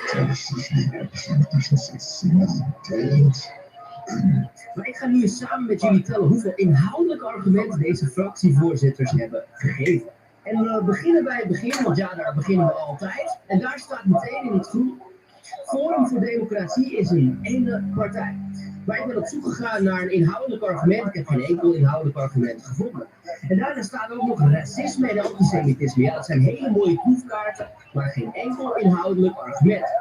En dan staat er in het geel, dat is wel heel interessant nog, er zit wel iets redelijks in die partij. Ja, er zit iets redelijks in die partij. Want Forum voor Democratie is de enige die opkomt voor de belangen van Nederland. En die nog een beetje een realistische kijk heeft op waar het naartoe gaat. En dan gaan we verder in het artikel, want daar zegt Brekelmans: de partijleider Liedewij de Vos blijft spreken over een blank Nederland. Oh, huilie, huilie. Laat zien dat onder die uiterlijke vertoning van gematigdheid nog steeds, daar komt hij weer, enge en racistische denkbeelden zitten, maar weer geen enkel inhoudelijk argument. En dan maken we het af met Kamerlid Keizer, Heks Keizer. Zij zegt: op mijn vraag of Forum voor Democratie nog steeds vindt dat Europa en Nederland overwegend belang moet blijven, zei ze niet wat ze had moeten zeggen. Nee, ze zei niet wat jij ons wilde horen. Dat is namelijk, nee, dat vind ik niet. En weet je waarom niet? Omdat het een fucking domme en belachelijke vraag van jou is. Maar nog steeds geen enkel inhoudelijk argument. Nou, ik heb er nog één voor jullie en daar kan ik ermee, want dit niveau, dames en heren, waar wij op stemmen, waar wij ons geld aan geven, is echt om te huilen. Bontebal.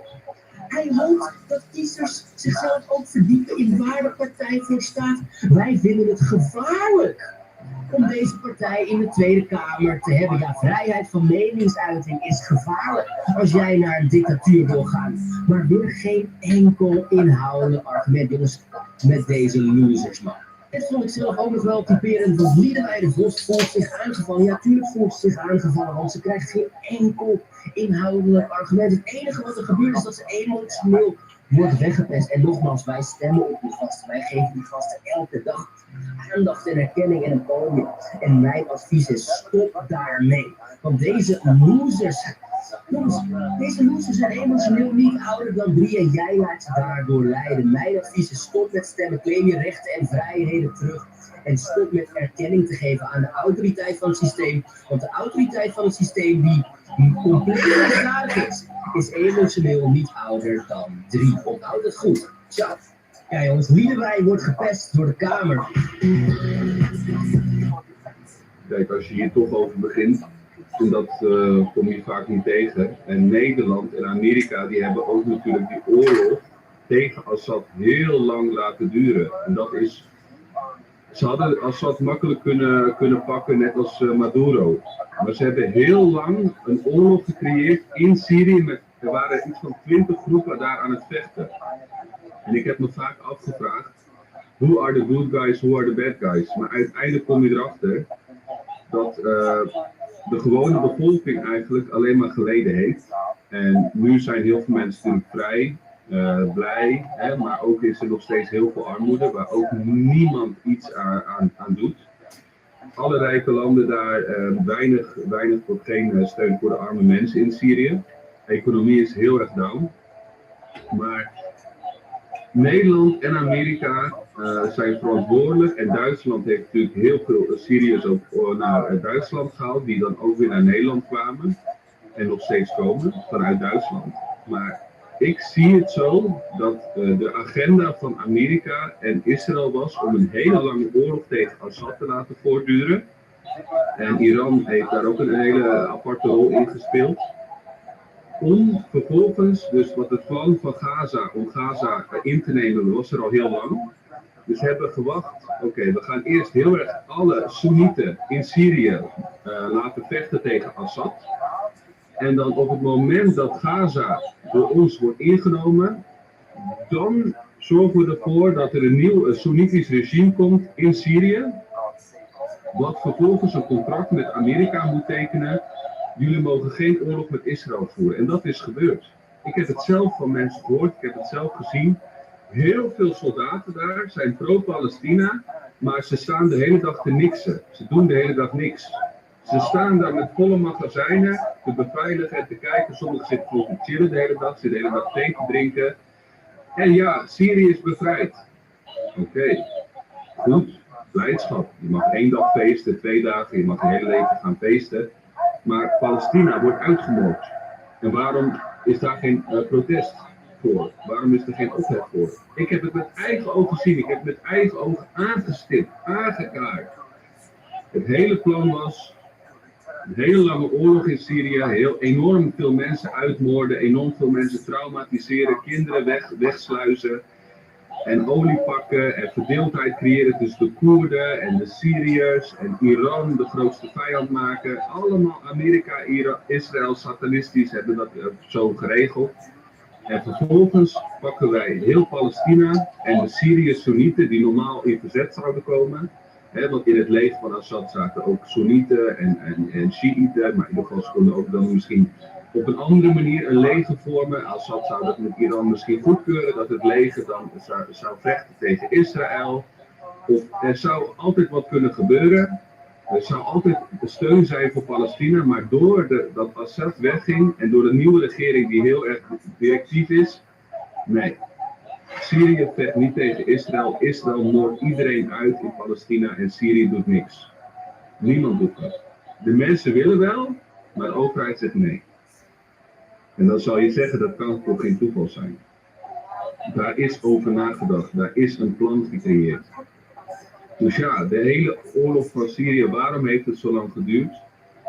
Kijk naar Egypte. Zoveel mensen lijden daar in armoede. En steeds zijn de coups gepleegd, een nieuwe regering. En nu zit er een pro-Israël regering, Sisi.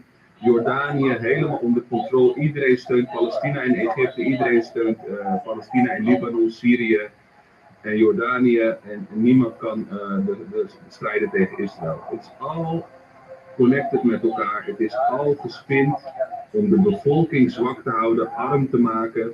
En om er geen verzet tegen Israël te kunnen laten zijn.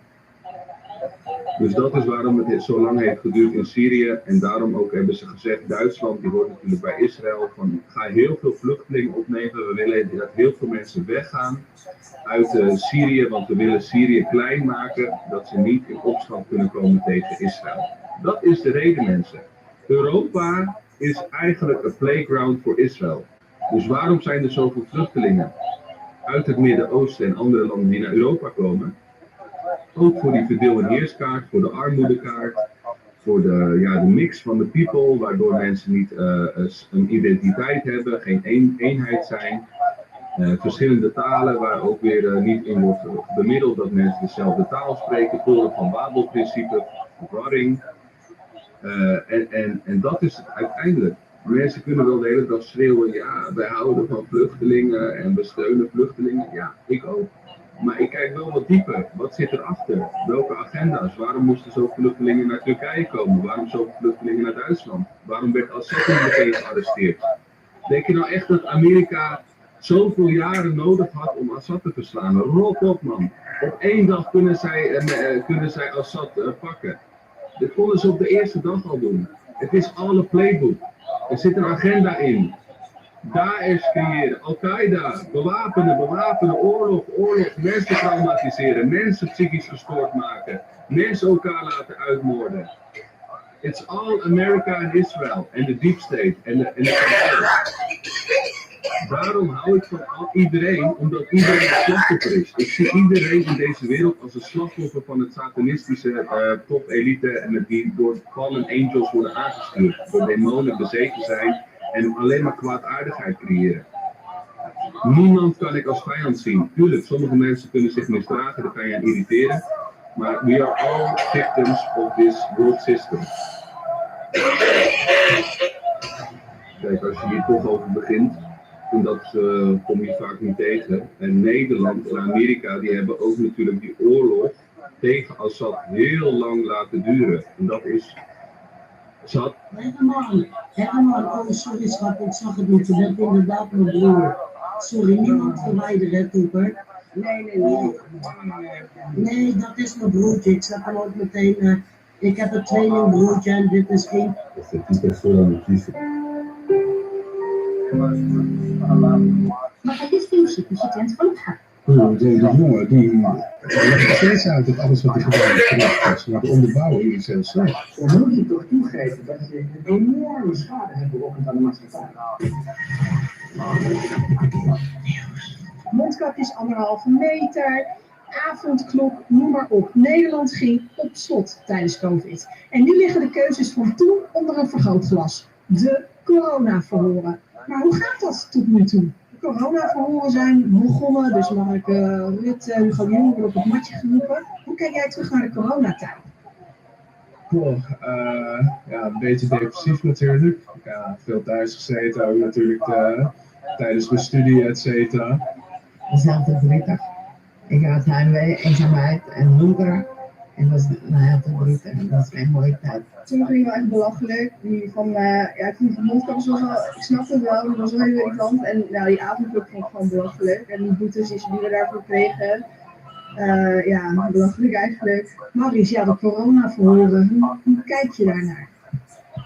Nou, het geeft een inkijkje over wat er achter de schermen is gebeurd en hoe slecht eigenlijk alles gebaseerd is geweest. Eigenlijk hebben ze maar wat gedaan en dat merkt je ook wel uit de verhoren. Als je dat uitspraak zijn. De vergelijking van het vaccin met de frikandel, waar ik net met je over heb gehad. Zit er daar geen exegese op toepassen, alsjeblieft. Ja. Niks nieuws. Ze konden gewoon een verhaal nogmaals doen en er werd niet echt doorgevraagd. En er werden ook eigenlijk geen cijfers of statistieken aan hen voorgelegd.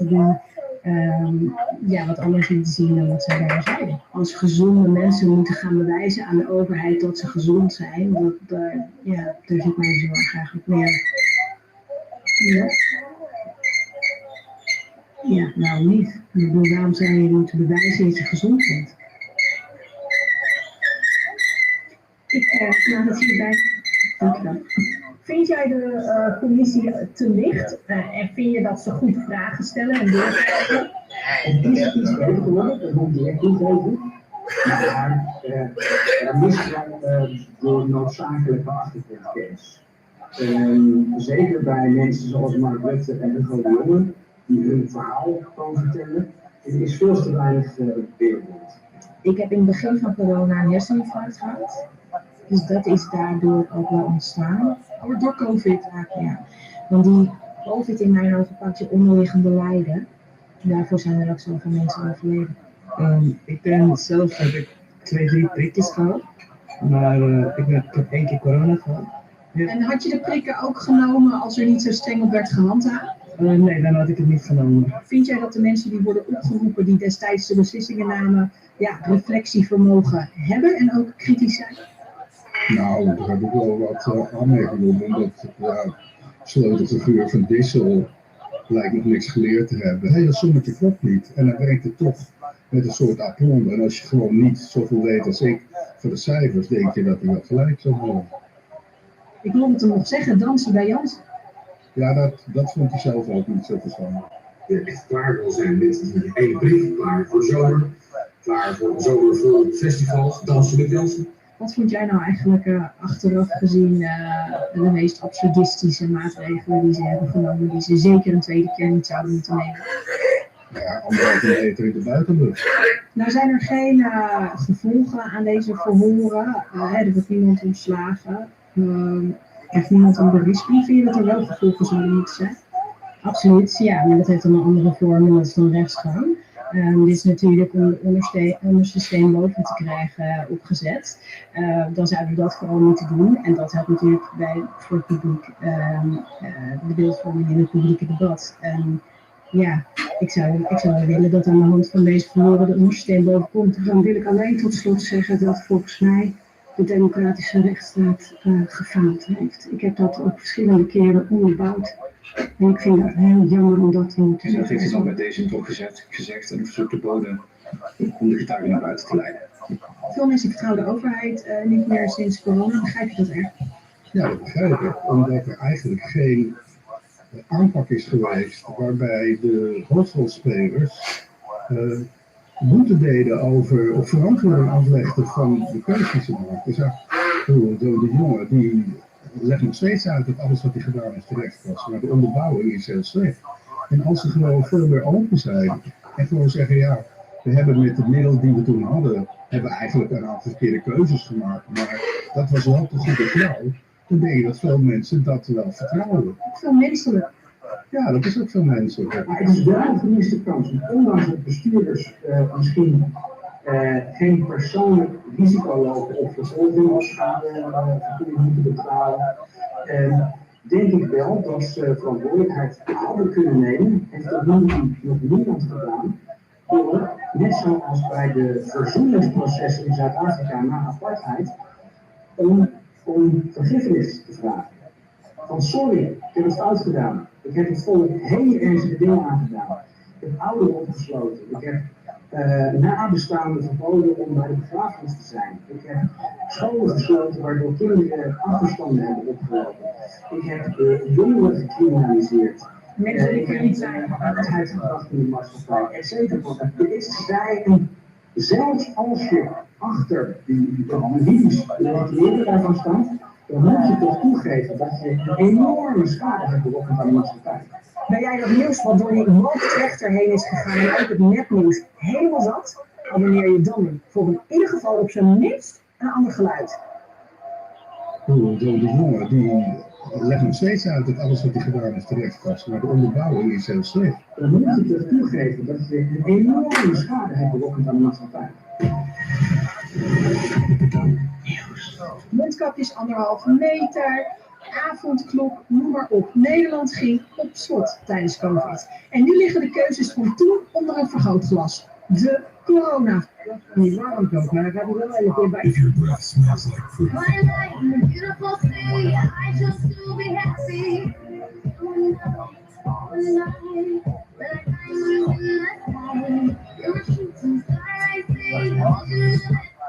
Ik heb gisteren daarom aangifte tegen hem gedaan op basis van dit geweld.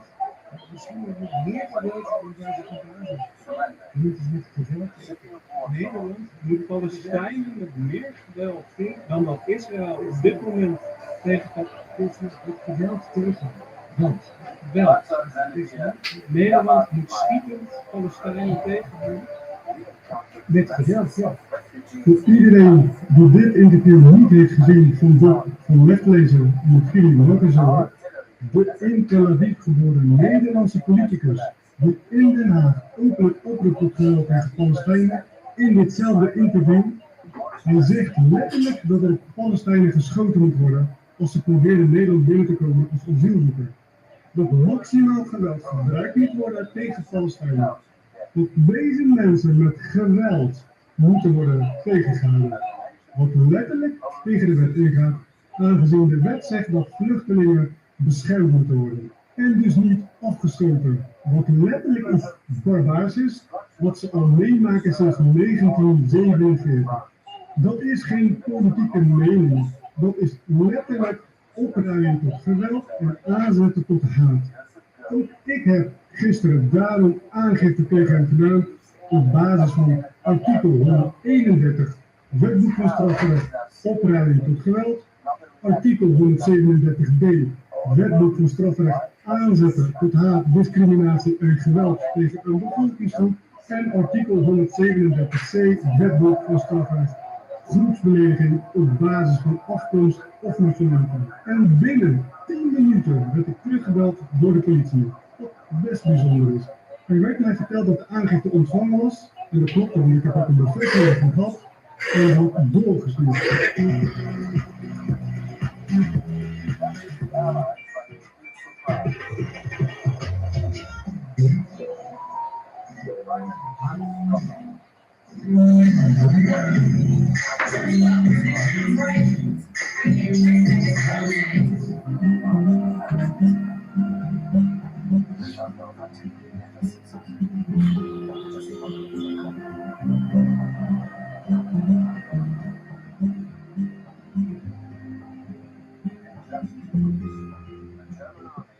The Dutch government wants me to make a video where the police officer brutally killed the pregnant lady on the ground.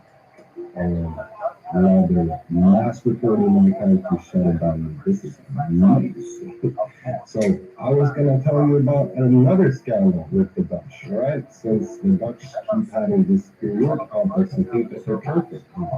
Apparently, they've done a lot of DMs that they're rude as fuck towards people who are not Dutch. Ja. De e-mail van 16 februari 2021, een historische datum. Ja, het gaat over de beroep van de avondklokzaak en dan met name een paar uur na het verlossende vonnis van de rechter Hoekstra, die een moeilijk besluit nam om te zeggen dit is onrechtmatig, werd het met een groot showproces in een paar uur teruggedraaid. En dit ging eraan vooraf. Dit is dus de NCTV, niet VWS. NCTV, die hier door de regie zegt.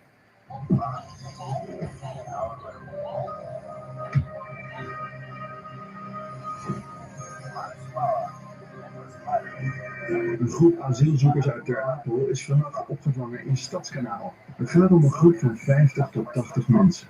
Ze moesten bijna buiten overnachten omdat er geen plek meer was in het aanmeldcentrum in Ter Apel.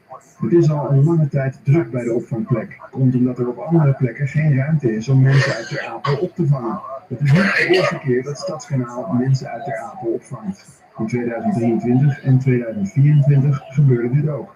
De groep die vannacht is opgevangen keert deze ochtend weer terug naar het opvangcentrum. Een groep asielzoekers uit Ter Apel is vannacht opgevangen in Stadskanaal. Het gaat om een groep.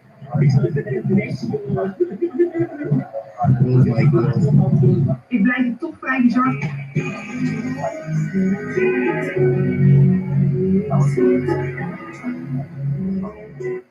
Ze hebben een systeem gebouwd waarin zwarte mensen onderaan worden gehouden. Niet terugdrukt, niet toevallig, maar bewust. Ze waren geen contractarbeiders, ze waren vee. Ze waren wettelijk bezit. Hun lichaam, hun arbeid, hun kinderen, hun toekomst, alles was onderdeel van een economisch systeem. Als je ouders tot slaaf gemaakt waren, weet jij dat ook? Dus nee, je kunt dit niet zomaar wegwuiven met, ach ja jongen, iedereen heeft wel eens een keertje slavernij meegemaakt. En dit was niet zomaar slavernij. Dit was een systeem speciaal ontworpen en gebouwd om zwarte mensen generaties lang onvrij, onbetaald, ongewetterd en afhankelijk te houden. Nederland heeft daar volop aan meegedaan. Via de West-Indische Compagnie, via de VOC, via Suriname, via de Antillen, via plantages, via handelshuizen, via banken, via families die rijk werden van suiker, koffie, cacao, katoen, mensenlevens. Nederland volgde een van de laatste. 1 juli 1863 was slavernij formeel verboden in Suriname en op de Caribische eilanden. Maar in de praktijk moeten velen verplicht op dezelfde plek blijven doorwerken. In Suriname 10 jaar lang, waardoor echte vrijheid er pas in 1873 volgt. 10 jaar. Vrijheid moest nog even wachten. En wie kreeg een compensatie? Maar ontzettend blij met de afschaffing. We hebben nog precies dezelfde slagen. Personeel! Precies hetzelfde personeel, ja, voor heel weinig geld. En we hebben een flinke bonus van de staat. Landing de afschaffing! Waar van de slavernij! De voormalige slavenhouders die kregen geld. Ze kregen schadevergoedingen voor het verlies van hun bezit. Nou, dat even binnenkomen. De daders kregen compensatie. De slachtoffers kregen armoede, achterstand en de opdracht om het zelf maar uit te zoeken. En daarna kwamen tot aan de dag van vandaag andere vormen van uitsluiting. In onderwijs, op de arbeidsmarkt, op de woningmarkt.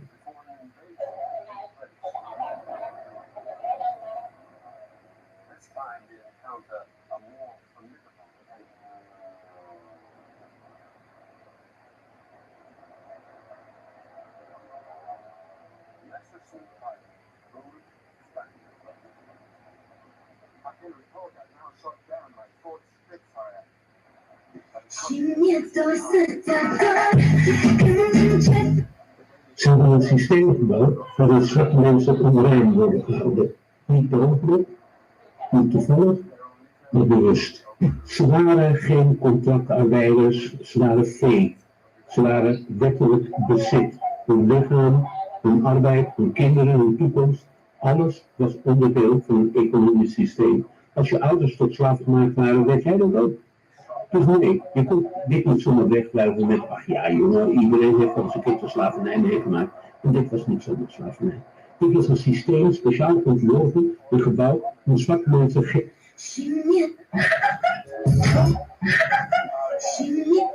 Ze hebben een systeem gebouwd waarin zwarte mensen onderaan worden gehouden. Niet per ongeluk, niet toevallig, maar bewust. Ze waren geen de krachtigste draagwagens.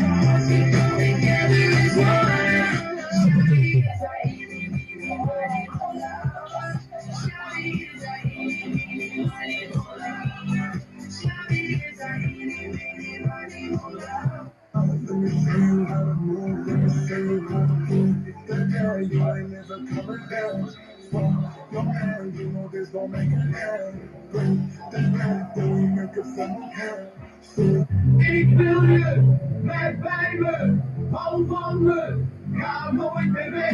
Ik wil je, blijf bij me, hou van me, ik word stapelgek. Ik wil je, blijf bij me, hou van me, ga nooit meer weg. Ik wil je, blijf bij me, hou van me, ik word stapelgek. If he can do it, anybody can do it, man. Just call me noise, let's get the act.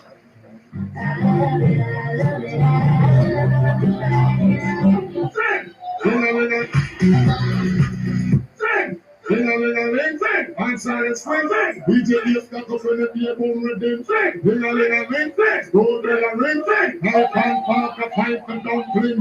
We are call for some rankings. Some ranks disappear with the one and the man team. So the money done. To the beach we have the key. Put it down to the key. Turn it in a monkey. Yes. The money done. To the beach we have the key.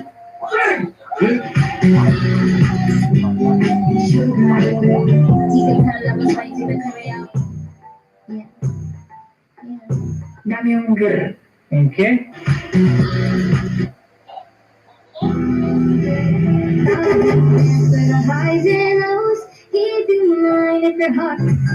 Ik wil graag mijn gezondheid trekken.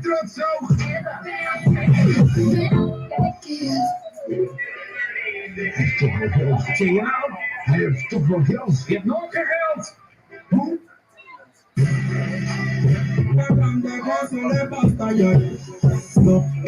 Vegas got the fire.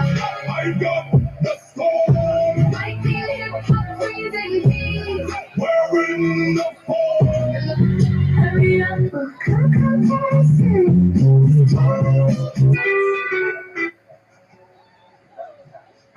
Call back in my things. There's just no turning back when your heart's under attack. Gotta get everything I have. It's my destiny.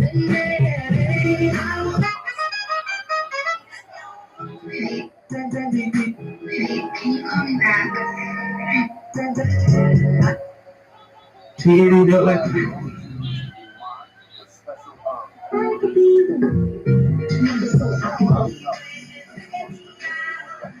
100 jaar geleden.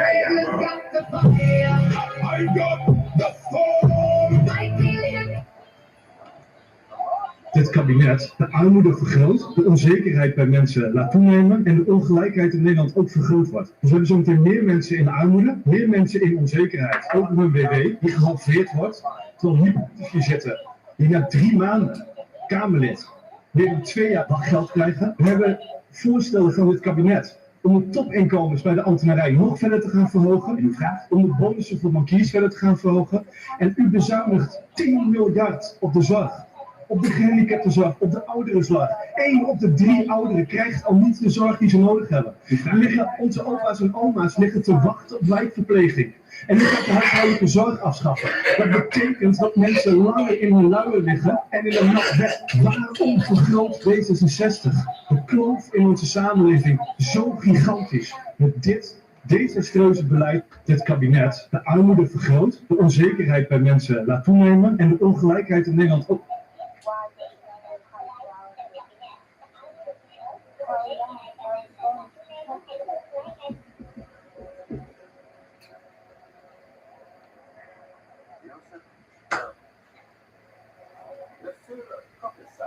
Man. Wrote about another world war.